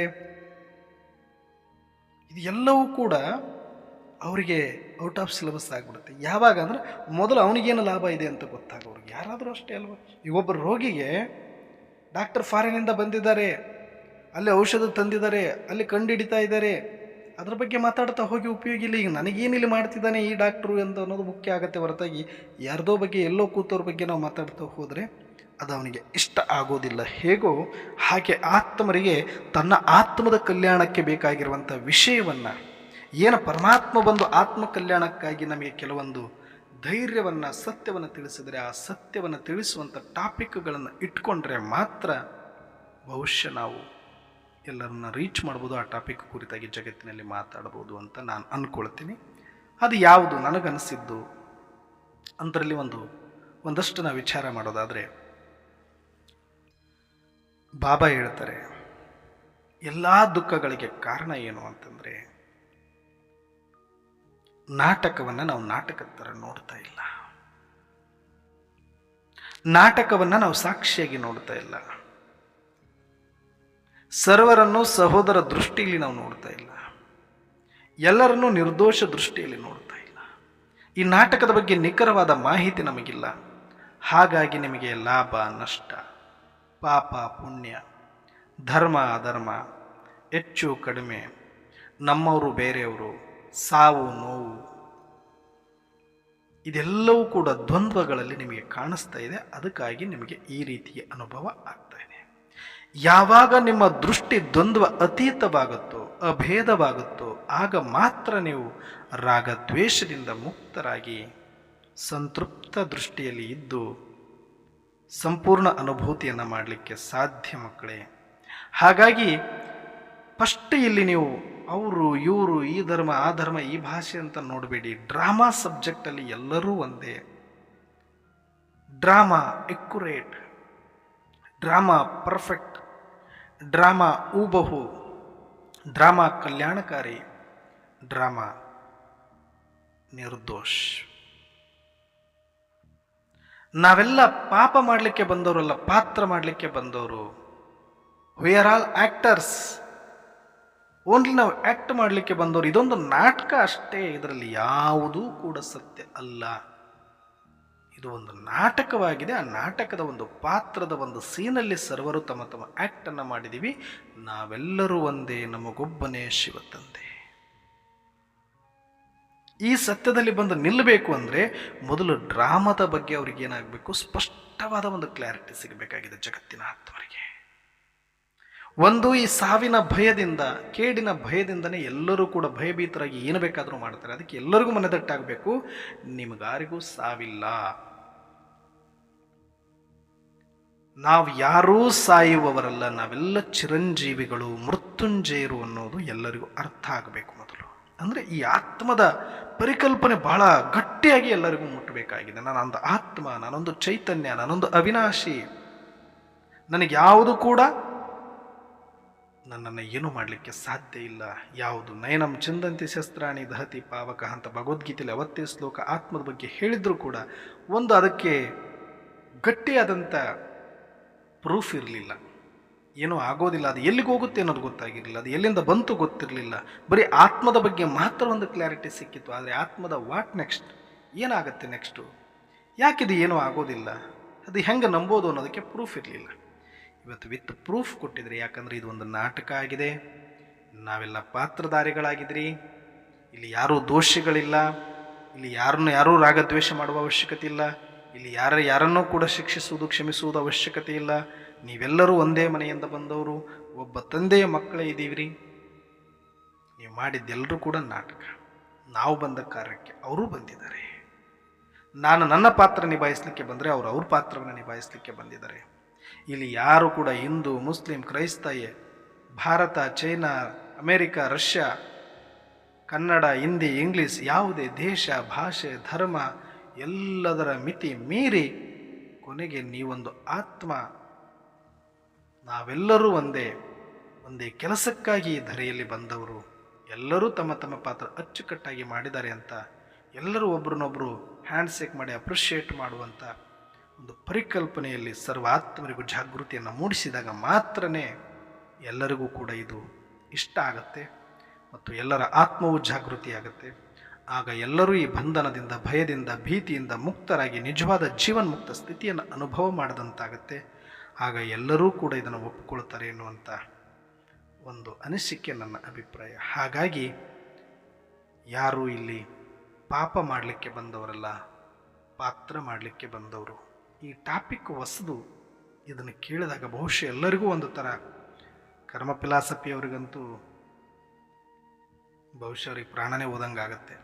ಯಾಕಂದರೆ ಕರ್ಮ ಫಿಲಾಸಫಿ ಅನ್ನೋದು ಪಾತ್ರದ ಒಳಗಡೆ ಇರುವಂಥದ್ದು. ನಾವು ಮಾತಾಡ್ತಾ ಇರೋದು ಆತ್ಮದ ಕುರಿತಾಗಿ, ಆತ್ಮದ ಸ್ವತಂತ್ರತೆಯ ಕುರಿತಾಗಿ, ಆತ್ಮದ ಸದ್ಗುಣಗಳ ಕುರಿತಾಗಿ, ಆತ್ಮದ ಮುಕ್ತತೆಯ ಕುರಿತಾಗಿ. ಆತ್ಮಕ್ಕೂ ಈ ಪಾತ್ರಕ್ಕೂ ಯಾಕೆ ನಾವು ಗಂಟಾಗ್ತಿದ್ದೀವಿ? ಇದನ್ನು ಆಪರೇಷನ್ ಮಾಡಿ, ನಾನೊಬ್ಬ ಆ್ಯಕ್ಟರ್ ಅಷ್ಟೇ, ಪಾತ್ರ ಮಾಡಲಿಕ್ಕೆ ಬಂದವನು. ಅದು ಕರ್ಮ ಫಿಲಾಸಫಿ ಅನ್ನೋದು ಈ ನಾಟಕದ ಒಳಗಡೆ 1 by 1 ನಡೆಯುವಂಥದ್ದು. ಅದು ಯಾವ ರೀತಿ ನಡೆಯುತ್ತೆ ಅಂದರೆ, ಒಂದು ಪ್ರೋಸೆಸ್ ಆದಮೇಲೆ ಇನ್ನೊಂದು ಪ್ರೋಸೆಸ್ ಆದಮೇಲೆ ಮತ್ತೊಂದು. ಹೆಂಗೆ ಸತ್ಯಯುಗ, ತ್ರೇತಾಯುಗ, ದ್ವಾಪರಯುಗ, ಕಲಿಯುಗ. ಒಂದು ಆತ್ಮ ಮೇಲಿಂದ ಕೆಳಗಡೆವರೆಗೂ ಬಂದರೆ ಒಂದು ಸ್ಕ್ರಿಪ್ಟ್ ಅಂತ ಬಂದ ಮೇಲೆ ಒಂದು ಸೀನಿಂದ ಇನ್ನೊಂದು ಸೀನಿಂದ ಮತ್ತೊಂದು ಸೀನಿಗೆ ಲಿಂಕ್ ಇರೋದೇ ಕರ್ಮ ಫಿಲಾಸಫಿ ಅಂತ. ಒಂದು ಜಾಡ್, ಅದು ಒಂದು ಹಿಡ್ಕೊಂಡು ಹೋಗುತ್ತೆ, ಒಂದು ಜಾಡ್ ಹಿಡ್ಕೊಂಡು ಹೋಗ್ಬೇಕು ಅದಕ್ಕೆ. ಇಲ್ಲಾಂದರೆ ಒಂದು ಸೀನಲ್ಲಿ ಒಂಥರ ಒಬ್ಬರಿಗೆ ತಾಯಿ ಅಂತ ತೋರಿಸಿ ಇನ್ನೊಬ್ಬರಿಗೆ ಮಗಳಂತ ತೋರ್ಸಕ್ಕೆ ಬರುತ್ತೆ ಮತ್ತೊಂದು ಸೀನಲ್ಲಿ. ಅದೇ ನಾಟಕದಲ್ಲಿ ಇಲ್ವಲ್ಲ, ಅದೇ ಥರ ಅದು ನಡ್ಕೊಂಡು ಹೋಗ್ಬೇಕಾಗತ್ತೆ. ಆ ಒಂದು ಲಿಂಕ್ ಏನಿದೆ ಅದನ್ನು ಕರ್ಮ ಫಿಲಾಸಫಿ ಅಂತ ನಾವು ಕರ್ಕೊಳ್ತಾ ಇದ್ದೀವಿ. ಅದು ಪಾತ್ರದಲ್ಲಿ ಆಲ್ರೆಡಿ ನೂಂದಾ ಹೇ. ಅದೆಲ್ಲವೂ ಕೂಡ ಹೇಗೆ ಆಗಬೇಕು ಅನ್ನುವಂಥದ್ದು ಏನು ಆಲ್ರೆಡಿ ಅದು ಫಿಕ್ಸ್ ಆಗಿರುವಂತಹ ಒಂದು ನಿಯಮ. ಆ ನಿಯಮಕ್ಕನುಸಾರವಾಗಿ ಸಮಯಕ್ಕನುಸಾರವಾಗಿ ಇಲ್ಲಿ ಪಾತ್ರಕ್ಕನುಸಾರವಾಗಿ ಎಲ್ಲ ಆತ್ಮರು ಇಲ್ಲಿ ಆ್ಯಕ್ಟ್ ಮಾಡಿದ್ದಾರೆ ಹೊರತಾಗಿ ಇಲ್ಲಿ ಯಾರೂ ಕೂಡ ದೋಷಿಗಳಿಲ್ಲ. ನಾಟಕ ನಿರ್ದೋಷ್, ಆತ್ಮಗಳು ನಿರ್ದೋಷ್. ಹಾಗಾಗಿ ನಾವು ಯಾರೂ ಪಾಪ ಮಾಡಲಿಕ್ಕೆ ಬಂದವರಲ್ಲ, ಪಾತ್ರ ಮಾಡಲಿಕ್ಕೆ ಬಂದವರು. ಈ ಟಾಪಿಕ್ಕನ್ನು ನಾವು ಅವ್ರಿಗೆ ಹೇಳ್ಬೋದು. ಮತ್ತು ಇಲ್ಲಿ ಯಾರಿಗೂ ಕೂಡ ಸಾವಿಲ್ಲ. ಹಮ್ ಸಬ್ ಮೃತ್ಯುಂಜಯ್, ಹಮ್ ಸಬ್ ಅವಿನಾಶಿ. ನಮಗೆ ಸಾವನ್ನೋದೇ ಇಲ್ಲ ಅನ್ನುವಂಥ ಈ ಥರ ಆತ್ಮಕ್ಕೆ ಸಂಬಂಧಪಟ್ಟ ಟಾಪಿಕ್ಕು ಮತ್ತು ಡ್ರಾಮಕ್ಕೆ ಸಂಬಂಧಪಟ್ಟ ಟಾಪಿಕ್ಕನ್ನು ನಾವು ತೆಗೆದುಕೊಂಡು ಹೋದಾಗ ಇದನ್ನು ಸ್ವತಃ ಪರಮಾತ್ಮನೇ ಬಂದು ನಮಗೆ ತಿಳಿಸಿದರೆ ಅನ್ನೋ ಸತ್ಯವನ್ನು ನಾವು ಅಂತಿಮವಾಗಿ ಅದನ್ನು ಅರ್ಥ ಮಾಡಿಸಿದಾಗ, ಯಾಕಂದರೆ ಸೂರ್ಯನನ್ನು ನೋಡಬೇಕು ಅಂದರೆ, ಸೂರ್ಯನನ್ನು ನಂಬಬೇಕು ಅಂದರೆ ಸೂರ್ಯನ ಬೆಳಕಿನಿಂದಲೇ ಸೂರ್ಯನನ್ನು ನೋಡಬೇಕಾಗತ್ತೆ. ಸೂರ್ಯನನ್ನು ನೋಡಲಿಕ್ಕೆ ಯಾವುದೋ ದೀಪದ ಬೆಳಕಿನಿಂದ ಅಥವಾ ಯಾವುದೋ ರಾತ್ರಿಯ ಚಂದ್ರನ ಬೆಳಕಿನಿಂದ ಅಥವಾ ಯಾವುದೋ ಬ್ಯಾಟರಿಯ ಬೆಳಕಿನಿಂದ, ವಿಜ್ಞಾನದ ಬೆಳಕಿನಿಂದ ನೋಡಲಿಕ್ಕಾಗಲ್ಲ. ಸೂರ್ಯನನ್ನು ನೋಡಬೇಕು ಅಂದರೆ ಆ ಸೂರ್ಯನ ಬೆಳಕಿನಲ್ಲಿಯೇ ಹೇಗೆ ಸೂರ್ಯನನ್ನು ನೋಡಲಿಕ್ಕೆ ಸಾಧ್ಯ, ಮಾತ್ರ ಬೇರೆ ಯಾವ ಬೆಳಕು ಸೂರ್ಯನನ್ನು ತೋರಿಸಲಿಕ್ಕೆ ಸಾಧ್ಯ ಇಲ್ವೋ ಹಾಗೆ ಪರಮಾತ್ಮನ ಬಗ್ಗೆ ನಾವು ಎಷ್ಟೇ ಮಹಿಮೆ ಮಾಡಿ, ಎಷ್ಟೇ ಅವ್ರ ಬಗ್ಗೆ ಹೇಳಿಕೆ ಹೋದರೂ ಕೂಡ ಆ ಪರಮಾತ್ಮನನ್ನು ಅರ್ಥ ಮಾಡಿಸ್ಬೇಕು. ಇವರೇ ಪರಮಾತ್ಮ ಅಂತ ಅಂದರೆ ಅವರು ಕೊಟ್ಟಿರುವ ಈ ಜ್ಞಾನವಾದ ಬೆಳಕನ್ನು ಅವರಿಗೆ ಅರ್ಥ ಮಾಡಿಸಿದಾಗಲೇ, ಈ ಜ್ಞಾನದ ಸತ್ಯದಿಂದಲೇ ಸತ್ಯ ಪರಮಾತ್ಮನನ್ನು ನಾವು ಅವರಿಗೆ ರೀಚ್ ಮಾಡಿಸ್ಲಿಕ್ಕೆ ಸಾಧ್ಯ ಅನ್ನುವ ಸೂತ್ರದಲ್ಲಿ ಮೊದಲು ಅವರು ಕೊಟ್ಟಿರುವ ಸಂದೇಶ ಸತ್ಯ ಅಂತ ಇವರು ಅನಿಸಿದಾಗ, ಓಹೋ ಇಂಥ ಸತ್ಯವನ್ನು ತಿಳಿಸಿರುವವರು ಸ್ವಯಂ ಸತ್ಯಂ ಶಿವಂ ಸುಂದರಂ ಪರಮಾತ್ಮನೇ ಆಗಿರಬೇಕು ಅನ್ನುವಂಥ ಸಹಜವಾಗಿ ನಂಬಿಕೆ ಅವರಿಗೆಲ್ಲರಿಗೂ ಕೂಡ ಬರುತ್ತೆ. ಈ ಸೂತ್ರದಲ್ಲಿ ನಾವು ಹೋಗಬೇಕಾಗತ್ತೆ ಎನ್ನುವಂಥದ್ದು ನನ್ನ ಅನಿಸಿಕೆ, ನನ್ನ ವಿಚಾರ ಸಾಗರ ಮಂಥನ ಮತ್ತು ತಮ್ಮೆಲ್ಲರ ವಿಚಾರ ಸಾಗರ ಮಂಥನದ ಜೊತೆಗೆ ಇವತ್ತು ಭಗವಂತ ಮತ್ತು ಡ್ರಾಮಾನುಸಾರ ಈ ಎಲ್ಲ ವಿಚಾರಗಳನ್ನು ನಾವೆಲ್ಲ ಮಾತಾಡ್ತಾ ಬಂದಿದ್ದೇವೆ. ಹಾಗಾಗಿ ಆತ್ಮಕ್ಕೆ ಸಂಬಂಧಪಟ್ಟಂಗೆ ಮತ್ತು ಡ್ರಾಮಕ್ಕೆ ಸಂಬಂಧಪಟ್ಟಂಗೆ ನಾವು ಎಲ್ಲರಿಗೂ ರೀಚ್ ಮಾಡಿಸ್ಬೇಕು. ನಾವು ಯಾರಿಗೂ ಸಾವಿಲ್ಲ, ನಾವ್ಯಾರೂ ಸಾಯಲ್ಲ ಅಂದಾಗ ಒಂದು ಕ್ಯೂರಿಯಾಸಿಟಿ ಬರುತ್ತೆ. ಅದು ಏನು, ಅದು ಹೆಂಗೆ? ಮೃತ್ಯುಂಜಯ ಬನ್ನ ಹಮ್ ಸಬ್ ಮೃತ್ಯುಂಜಯ ಅಂತ ಹೇಳಿದಾಗ ಅದೊಂದು ಹೊಸ ಟಾಪಿಕ್. ಎಲ್ಲರೂ ಆತ್ಮದ ಬಗ್ಗೆ ಮಾತಾಡ್ಬೋದು ಮತ್ತು ಎಲ್ಲರೂ ನಿರ್ದೋಷಿಗಳು ಅನ್ನೋದನ್ನು ಪ್ರೂವ್ ಮಾಡ್ಬೋದು. ಹೇಗೆ ಅಂದರೆ ಹೀಗೆ ಇದರ ಇತಿಹಾಸವನ್ನು ಎಲ್ಲ ಹೇಳ್ತಾ ಹೋಗ್ಬೋದು. ಆಗ ಇದನ್ನು ಹೇಳಿರೋರು ಯಾರು ಅಂತ ಗೊತ್ತಾದಾಗ ಅಲ್ಲಿ ಪರಮಾತ್ಮನ ಬಗ್ಗೆ ನಿಶ್ಚಯ ಬರಲಿಕ್ಕೆ ಭಾಳ ಬೇಕಾಗೋದಿಲ್ಲ. ಈ ಥರದ ವಿಚಾರಗಳನ್ನು ತೆಗಿಬಹುದು. ನಾವೆಲ್ಲ ಪಾತ್ರ ಮಾಡಲಿಕ್ಕೆ ಬಂದವರು, ಪಾಪ ಮಾಡಲಿಕ್ಕಲ್ಲ, ಅಥವಾ ನಮಗೆ ಸಾವಿಲ್ಲ, ನಾವು ಮೃತ್ಯುಂಜಯರು. ಸ್ವಲ್ಪ ವಿಷಯ ತುಂಬ ಸಮಯ ಆಯಿತು, ಇವತ್ತು ಭಾಳ ಸಮಯ ಕೊಟ್ಟಿದ್ದೀರಿ ತಾವೆಲ್ಲರೂ ಕೂಡ. ಯಾಕಂದರೆ ಇದೇ ವಿಚಾರಗಳನ್ನು ತುಂಬ ಆಳವಾಗಿ ಬಹಳ ದಿನಗಳಿಂದ ಇಲ್ಲೂ ಕೂಡ ಪರಮಾತ್ಮ ಏನು ಕೊಟ್ಟಿದ್ದಾರೆ ಫಸ್ಟ್ ಅದನ್ನು ಹಿಡ್ಕೊಂಡು ಅದನ್ನು ಅಳವಡಿಸಿಕೊಂಡು ಅದನ್ನು ಧಾರಣೆ ಮಾಡಿಕೊಂಡು ಪರಮಾತ್ಮನ ಮುಂದೆ ನಾನು ಆ ರೀತಿ ಪ್ರತ್ಯಕ್ಷವಾಗಿ ನಾನು ಪರಮಾತ್ಮನ ಸಂತಾನ ಅನ್ನೋದನ್ನು ಸಾಬೀತುಪಡಿಸಬೇಕು ಅನ್ನುವಂಥ ಹಠ ಮತ್ತು ಛಲ ನನಗಿತ್ತು. ಹಾಗಾಗಿ ಬರೀ ಎಮೋಷ್ನಲ್ ಆಗಿ ನಾನು ಜಪ ಮಾಡೋ ಥರ ಅಥವಾ ಬಾಬಾ ಬಾಬಾ ಅಂತ ಆ ಪ್ರೀತಿ ತೋರಿಸೋದು ನನಗಿಷ್ಟ ಇಲ್ಲ. ಭಗವಂತ ಕೊಟ್ಟಿರುವ ಹೋಮ್ವರ್ಕನ್ನು ಮಾಡಿ ಬಾಪ್ಸಮನಾಗಿ ನಾನು ತೋರಿಸ್ಬೇಕು. ಅವರು ಕೊಟ್ಟಿರೋದನ್ನು ಈ ಟಾಪಿಕ್ಕನ್ನು ಹಿಡ್ಕೋಬೇಕೇ ಹೊರತಾಗಿ ಬರೀ ಅವ್ರನ್ನ ಎಮೋಷ್ನಲ್ ಆಗಿ ಅಟ್ಯಾಚ್ಮೆಂಟ್ ಆಗೋದ್ರಿಂದ ಈ ಜ್ಞಾನ ಮಾರ್ಗದಲ್ಲಿ ಯಾವುದೇ ಲಾಭ ಇಲ್ಲ ಅನ್ನುವಂಥ ಸತ್ಯ ನನಗೆ ಭಕ್ತಿ ಮಾರ್ಗದಿಂದ ಗೊತ್ತಾಗಿತ್ತು. ಹಾಗಾಗಿ ಇವಾಗಲೂ ಕೂಡ ಭಾಳಷ್ಟು ಜನಗಳಿಗೆ ಆ ಎಲ್ಲ ಹಿನ್ನೆಲೆ ಇರದೇ ಇರೋದ್ರಿಂದ ಇವಾಗ ಹೊಸದಾಗಿ ಅವ್ರು ಇಲ್ಲಿ ಬಂದ ಮೇಲೆ ಅವ್ರಿಗೆ ಎಮೋಷ್ನಲ್ ಆಗಿ ಜಾಸ್ತಿ ಆಗಿಬಿಟ್ಟು ಈ ಸತ್ಯದಿಂದ ದೂರ ಉಳಿಬಾರ್ದು ಅನ್ನೋ ಕಾರಣಕ್ಕಾಗಿ ನಾನು ಮತ್ತೆ ಮತ್ತೆ ಅವರಿಗೆ ಜಾಗೃತಿ ಮಾಡಬೇಕು ಅಂತ ಈ ವಿಚಾರಗಳ ಕುರಿತಾಗಿ ಮಾತಾಡ್ತಾ ಇರ್ತೇನೆ. ಬಿಟ್ಟರೆ ಹಾಗಾಗಿನೇ ನನ್ನ ಆತ್ಮದ ಬಗ್ಗೆ ಅಥವಾ ಭಗವಂತ ಕೊಟ್ಟಿರುವ ಹೋಮ್ವರ್ಕೇ ಇದು. ಡ್ರಾಮವನ್ನು ನಿರ್ದೋಷವಾಗಿ ನೋಡೋದು, ಸರ್ವರನ್ನು ಸಾಕ್ಷಿಯಾಗಿ ನೋಡೋದು, ಆತ್ಮ ಅಭಿಮಾನಿ ಆಗೋದು, ಆತ್ಮದ ಸ್ಮೃತಿಯಲ್ಲಿರೋದು, ಇದು ಭಗವಂತ ಕೊಟ್ಟಿರುವ ಹೋಮ್ವರ್ಕ್. ಇದ್ರ ಕಡೆಗೆ ನಮ್ಮ ಗಮನ ಇರಬೇಕೇ ಹೊರತಾಗಿ ಎಮೋಷ್ನಲ್ ಆಗಿ ಬರೀ ಬಾಬಾನ ಬಗ್ಗೆ ಮಹಿಮೆ ಮಾಡೋ ಥರ ಇರಬಾರ್ದು. ಇದನ್ನು ಮಾಡಿದರೆ ಅದು ಇಂಡೈರೆಕ್ಟಾಗಿ ನಾವು ಬಾಬಾರವರಿಗೆ ಹೃದಯ ಸಿಂಹಾಸನಧಾರಿಗಳಾಗಲಿಕ್ಕೆ, ಕಣ್ಣಿನ ಕಣ್ಮಣಿಗಳಾಗಲಿಕ್ಕೆ ಯಾರೂ ನಮ್ಮನ್ನು ತಪ್ಪಿಸ್ಲಿಕ್ಕಾಗಲ್ಲ ಅನ್ನುವಂಥ ಸತ್ಯದ ಮೇಲೆ ನನಗೆ ನಂಬಿಕೆ ಇರೋದರಿಂದ ನಾನು ಜಾಸ್ತಿಯಾಗಿ ಫೋಕಸ್ ನಾನೇನು ಮಾಡಬೇಕು, ನಾವೇನು ಮಾಡಬೇಕು ಅನ್ನೋದ್ರ ಕಡೆಗೆ ಇರುತ್ತೆ. ಅದಕ್ಕೆ ನನ್ನ ಎಲ್ಲ ಟಾಪಿಕ್ಗಳು ಆತ್ಮ ಓರಿಯೆಂಟೆಡ್ ಆಗಿರುತ್ತೆ, ರಿಯಲೈಸೇಷನ್ ಓರಿಯೆಂಟೆಡ್ ಆಗಿರುತ್ತೆ, ಸಾಕ್ಷಿ ದೃಷ್ಟಿಯ ಓರಿಯೆಂಟೆಡ್ ಆಗಿರುತ್ತೆ, ಬಾಪ್ ಸಮಾನಾಗುವ ಓರಿಯೆಂಟೆಡ್ ಇರುತ್ತೆ. ಬಿಟ್ಟರೆ ಜಾಸ್ತಿ ಬರೀ ಬಾಬಾರವ್ರನ್ನ ಮಹಿಮೆ ಮಾಡೋ ಥರ, ಎಮೋಷ್ನಲ್ ಆಗಿ ಅಟ್ಯಾಚ್ ಮಾಡೋ ಥರ, ಕರ್ಮ ಸಿದ್ಧಾಂತದ ಭಯಪಡಿಸೋ ಥರ ನನ್ನ ಟಾಪಿಕ್ ಇರೋದಿಲ್ಲ. ಯಾಕಂದರೆ ಡ್ರಾಮಾ ಸತ್ಯ ಇಲ್ಲಿ ಡ್ರಾಮಾದ ಬಗ್ಗೆ ಅಷ್ಟು ಕ್ಲಾರಿಟಿ ಕೊಟ್ಟಿದ್ದಾರೆ. ಇನ್ನೂ ನಾವು ಕರ್ಮ ಫಿಲಾಸಫಿ ಭಕ್ತಿ ಮಾರ್ಗದ ಆದಿ ಮಧ್ಯ ಅಂತ್ಯದ ಜ್ಞಾನ ಇಲ್ಲದೆ ಇರೋರು ಬರೆದಿರುವಂಥ ಅದ್ರ ಬಗ್ಗೆ ಪಾತ್ರದ ಒಳಗಡೆನೇ ಭಯಪಟ್ಟು ಪಾತ್ರಕ್ಕಾಗಿ ಬದುಕ್ತಾ ಇದ್ದೀವಿ. ಅಂದರೆ ಪಾತ್ರ ಅಭಿಮಾನಿಗಳಾಗಿಯೇ ಉಳ್ಕೊಳ್ತಾ ಇದ್ದೀವಿ, ನಾವು ಇನ್ನೂ ಆತ್ಮಾಭಿಮಾನಿಗಳಾಗ್ತಾ ಇಲ್ಲ ಅನ್ನುವಂಥ ಸತ್ಯನೂ ಕೂಡ ಅವರಿಗೆ ಗೊತ್ತಾಗ್ತಾ ಇಲ್ಲ. ಅದಕ್ಕೆ ಕರ್ಮ ಫಿಲಾಸಫಿ ಭಯ ಪಾತ್ರಕ್ಕಿರಬೇಕು, ಪಾತ್ರದಲ್ಲಿ ಪರಿವರ್ತನೆಗಾಗಿ ಮಾಡ್ಕೊಳ್ಳೋದಕ್ಕೆ ಆ ಡ್ರಾಮಾನುಸಾರ ಆ ಪಾತ್ರದ ಪರಿವರ್ತನೆ ನಡೀತಾ ಇರುತ್ತೆ. ಅದನ್ನು ಅರ್ಥ ಮಾಡಿಸೋದಕ್ಕೆ ಆರಂಭದ ಜನಗಳಿಗೆ ಒಂದಷ್ಟು ಆ ಭಯದಿಂದ ಈ ಕಡೆ ಕರ್ಕೊಂಡು ಬಂದು ಒಂದಷ್ಟು ಸ್ಥೂಲ ಪರಿವರ್ತನೆ ಆದರೂ ಮಾಡಿಕೊಳ್ಳಿ, ಒಂದಷ್ಟು ಸಂಪ್ರದಾಯದ ಪರಿವರ್ತನೆ ಮಾಡಿಕೊಳ್ಳಿ, ಒಂದಷ್ಟು ಸಾತ್ವಿಕತೆಯ ಜೀವನ ರೂಢಿಸಿಕೊಳ್ಳಿ ಅಂತ ಹೇಳೋದಕ್ಕೆ ಮಾತ್ರ ಅದು ಕರ್ಮ ಸಿದ್ಧಾಂತ ಪಾತ್ರಕ್ಕಾಗಿ ಬೇಕು. ಆದರೆ ಆತ್ಮಕ್ಕಾಗಿ ಅಲ್ಲ ಅನ್ನುವ ಸತ್ಯ ನಾವು ಅರ್ಥ ಮಾಡಿಕೊಳ್ಬೇಕು. ಆತ್ಮಕ್ಕಾಗಿ ನಾವು ಯಾವುದೊಂದು ಕೂಡ ಸ್ಮೃತಿ ಸ್ವರೂಪರಾಗೋದು ಬಿಟ್ಟರೆ, ಆ ಸ್ಮೃತಿಯ ಆನಂದದಲ್ಲಿರೋದು ಬಿಟ್ಟರೆ, ಸ್ವಮಾನಗಳಲ್ಲಿ ಇರ್ಬೋದು, ಸದ್ಗುಣಗಳಲ್ಲಿರ್ಬೋದು, ಸ್ವಧರ್ಮದಲ್ಲಿರ್ಬೋದು, ಸ್ವಮಾನದಲ್ಲಿರ್ಬೋದು, ಆತ್ಮದ ಟಾಪಿಕ್ ಬೇರೆ, ಪಾತ್ರದ ಟಾಪಿಕ್ ಬೇರೆ. ಇವೆರಡೂ ಡಿಫ್ರೆನ್ಸ್ ಗೊತ್ತಿಲ್ಲದೇ ಬರೀ ಕರ್ಮ ಸಿದ್ಧಾಂತ ಅಂತ ಭಯ ಪಟ್ಕೊಂಡು ಆರಂಭದಲ್ಲಿ ಇರೋರಿಗೆ ಅದು ಹೇಳಲೇಬೇಕು, ಅದನ್ನು ಹೇಳಿ ಈ ಕಡೆ ಕರ್ಕೊಂಡು ಬರಬೇಕು. ಆದರೆ ಅದೇ ಟಾಪಿಕ್ಗಳು ಇವತ್ತು 10 ವರ್ಷ 20 ವರ್ಷ 30 ವರ್ಷ ನಾವು ಜ್ಞಾನದಲ್ಲಿ ಇದ್ದುಕೊಂಡು ಕೂಡ ಇನ್ನೂ ಕರ್ಮದ ಬಗ್ಗೆನೇ ಭಯ ಇಟ್ಟುಕೊಂಡು ಭಯದಿಂದ ಮಾಡೋರಾದರೆ ನಾವು ನಿಜವಾದ ಆತ್ಮಾಭಿಮಾನಿಗಳಾಗೋಲ್ಲ. ಪಾತ್ರದ ಭಯ ನಮಗಿರೋದ್ರಿಂದನೇ ಇನ್ನೂ ಪಾತ್ರಾಭಿಮಾನಿಗಳಾಗ್ತಾ ಇದ್ದೀವಿ ಅನ್ನೋದು ಪ್ರೂವ್ ಆಗುತ್ತೆ. ಅದಕ್ಕೆ ಈ ಕರ್ಮ ಅತೀತ ಸ್ಥಿತಿಗೆ ನೀವು ಬರಬೇಕು ಅಂದರೆ ಈ ಕರ್ಮ ಫಿಲಾಸಫಿಯನ್ನು ನೀವು ಮೊದಲು ಕೇಳೋದು ಬಿಟ್ಟು ಆತ್ಮ ಆಗಿ ನಾನು ಏನು ಮಾಡಬೇಕು, ಇಲ್ಲಿ ತನಕ ಅದು ಏನು ನಡಿಬೇಕು ಪಾತ್ರ ಅನುಸಾರ ನಡೆದಿದೆ, ಮುಂದೇನೂ ಪಾತ್ರ ಅನುಸಾರ ನಡೆಯುತ್ತೆ. ಆದರೆ ಒಂದು ಆತ್ಮಕ್ಕಾಗಿ ನಾನು ಏನು ಮಾಡ್ತಾ ಇದ್ದೀನಿ, ಸ್ಮೃತಿ ಸ್ವರೂಪ ಎಷ್ಟಾಗ್ತಾ ಇದ್ದೀನಿ, ಸಾಕ್ಷಿ ಎಷ್ಟಾಗ್ತಾ ಇದ್ದೀನಿ, ನಿರ್ದೋಷ ಎಷ್ಟಾಗ್ತಿದ್ದೀನಿ, ರಾಗ ದ್ವೇಷಗಳು ಕಡಿಮೆ ಆಗಬೇಕು ಅಂದರೆ ನೀವು ಕರ್ಮ ಫಿಲಾಸಫಿ ಬಗ್ಗೆ ಭಯ ಇಟ್ಕೊಳ್ಳೋದ್ರಿಂದ, ಕರ್ಮ ಫಿಲಾಸಫಿ ಅಂತ ಭಯದಿಂದ ಮಾಡೋದ್ರಿಂದ ನೀವು ನಿರ್ದೋಷರಾಗೋದಿಲ್ಲ, ನಿಮ್ಮಿಂದ ತಪ್ಪುಗಳು ಕಡಿಮೆ ಆಗೋದಿಲ್ಲ. ಆದರೆ ಅದೇ ನಾಟಕವನ್ನು ನಿರ್ದೋಷ ಅಂತ ನೋಡೋದ್ರಿಂದ, ನಾಟಕ ಪರ್ಫೆಕ್ಟ್ ಅಂತ ನೋಡೋದ್ರಿಂದ, ಸರ್ವಾತ್ಮರನ್ನು ಕ್ಷಮಿಸೋದ್ರಿಂದ, ಸರ್ವಾತ್ಮರ ಬಗ್ಗೆ ಇರುವ ರಾಗದ್ವೇಷಗಳನ್ನು ನೀವು ಕಳ್ಕೊಳ್ಳೋದ್ರಿಂದ ನಿಮ್ಮಲ್ಲಿ ಸ್ಥಿಮಿತತೆ ಬರುತ್ತೆ ಮತ್ತು ಶಾಂತಿ ಬರುತ್ತೆ, ಒಂದು ಸಂತೃಪ್ತಿ ಇರುತ್ತೆ, ಸಾಕ್ಷಿ ದೃಷ್ಟಿ ಬರುತ್ತೆ. ಡ್ರಾಮಾ ಸತ್ಯ ತಿಳ್ಕೊಂಡು ಸರ್ವಾತ್ಮರನ್ನು ಸಮಭಾವದಲ್ಲಿ ನೋಡಿ ನಿರ್ದೋಷ ದೃಷ್ಟಿಯಲ್ಲಿ ನೋಡಿದಾಗ ಮಾತ್ರ ನೀವು ಸಂಪನ್ನ ಆಗಲಿಕ್ಕೆ ಸಾಧ್ಯ. ಬರೀ ಕರ್ಮ ಫಿಲಾಸಫಿಯ ಭಯದಲ್ಲಿದ್ದುಕೊಂಡು ಕರ್ಮಗಳನ್ನು ಸರಿ ಮಾಡಿಕೊಂಡ್ರೆ ಎಲ್ಲ ಸರಿ ಹೋಗುತ್ತೆ ಅಂದರೆ, ಆದರೆ ಮನಸ್ಸಲ್ಲಿ ಪ್ರತಿಯೊಂದು ಆತ್ಮರ ಬಗ್ಗೆ ಇರುವ ರಾಗ ದ್ವೇಷಗಳು ಕಡಿಮೆ ಆಗುವುದಿಲ್ಲ. ಅದಕ್ಕೆ ಈ ಒಂದು ಆತ್ಮದ ಒಂದು ಶಕ್ತಿಯನ್ನು, ಜಾಗೃತಿಯನ್ನು ಮಾಡಿಕೊಳ್ತಾ ಆತ್ಮಾಭಿಮಾನಿಯಾಗಿ ನಿಜವಾದ ಪರಮಾತ್ಮನ ಅಭಿಮಾನಿಯಾಗಿ ಪ್ರತ್ಯಕ್ಷ ಆಗಲಿಕ್ಕೆ ಸಾಧ್ಯ ಅನ್ನೋದನ್ನು ಅರ್ಥ ಮಾಡಿಕೊಂಡು ನಾವೆಲ್ಲರೂ ಕೂಡ ಇದೇ ಒಂದು ಆತ್ಮದ ವಿಚಾರ ಮತ್ತು ಡ್ರಾಮದ ವಿಚಾರವನ್ನು ಇಟ್ಟುಕೊಂಡು ಜಗತ್ತಿನಾದ್ಯಂತ ಹೋದಾಗ ಈ ಸೃಷ್ಟಿಯ ಸತ್ಯ ಮತ್ತು ಆತ್ಮದ ಸತ್ಯವನ್ನು ತಿಳಿಸಿದಾಗ ಪರಮಾತ್ಮನನ್ನು ಜಗತ್ತು ಒಪ್ಕೊಂಡಿದೆ. ಆದರೆ ಈಗ ಒಪ್ಕೊಳ್ಬೇಕಾಗಿರೋದು ತಾನೊಂದು ಆತ್ಮ, ನಾನೊಂದು ಚೈತನ್ಯ, ನಾನೊಂದು ಅವಿನಾಶಿ, ನನ್ನಂತೆ ಎಲ್ಲರೂ ಮತ್ತು ಎಲ್ಲರೂ ನಿರ್ದೋಷ ಅಂತ ಯಾವತ್ತು ನಾವು ಒಪ್ಕೊಳ್ತೇವೆ ಅವತ್ತು ನಿಜವಾದ ಬಂಧನ ಮುಕ್ತರಾಗ್ತೇವೆ, ಸಾಕ್ಷಿ ಆಗ್ತೇವೆ, ಬಾಪ್ ಸಮಾನ ಆಗ್ತೇವೆ. ಅಂದು ಸರ್ವಾತ್ಮರ ಕಲ್ಯಾಣ ಆಗತ್ತೆ ಮತ್ತು ಸರ್ವರು ಕೂಡ ನಿರ್ಭಯರಾಗಿ ಮುಕ್ತರಾಗ್ತಾರೆ ಎನ್ನುವಂಥ ಸತ್ಯವನ್ನು ಅರ್ಥ ಮಾಡಿಕೊಳ್ಳೋಣ. ಇದೇ ಒಂದು ವಿಚಾರವನ್ನು ಜಗತ್ತಿಗೆ ತಿಳಿಸೋಣ ಅಂತ ಹೇಳ್ತಾ ಇವತ್ತಿನ ಚಿಂತನೆಯನ್ನು ಮುಕ್ತಾಯ ಮಾಡ್ತಾ ಇದ್ದೀನಿ. ಅಚ್ಚ. ಓಂ ಶಾಂತಿ.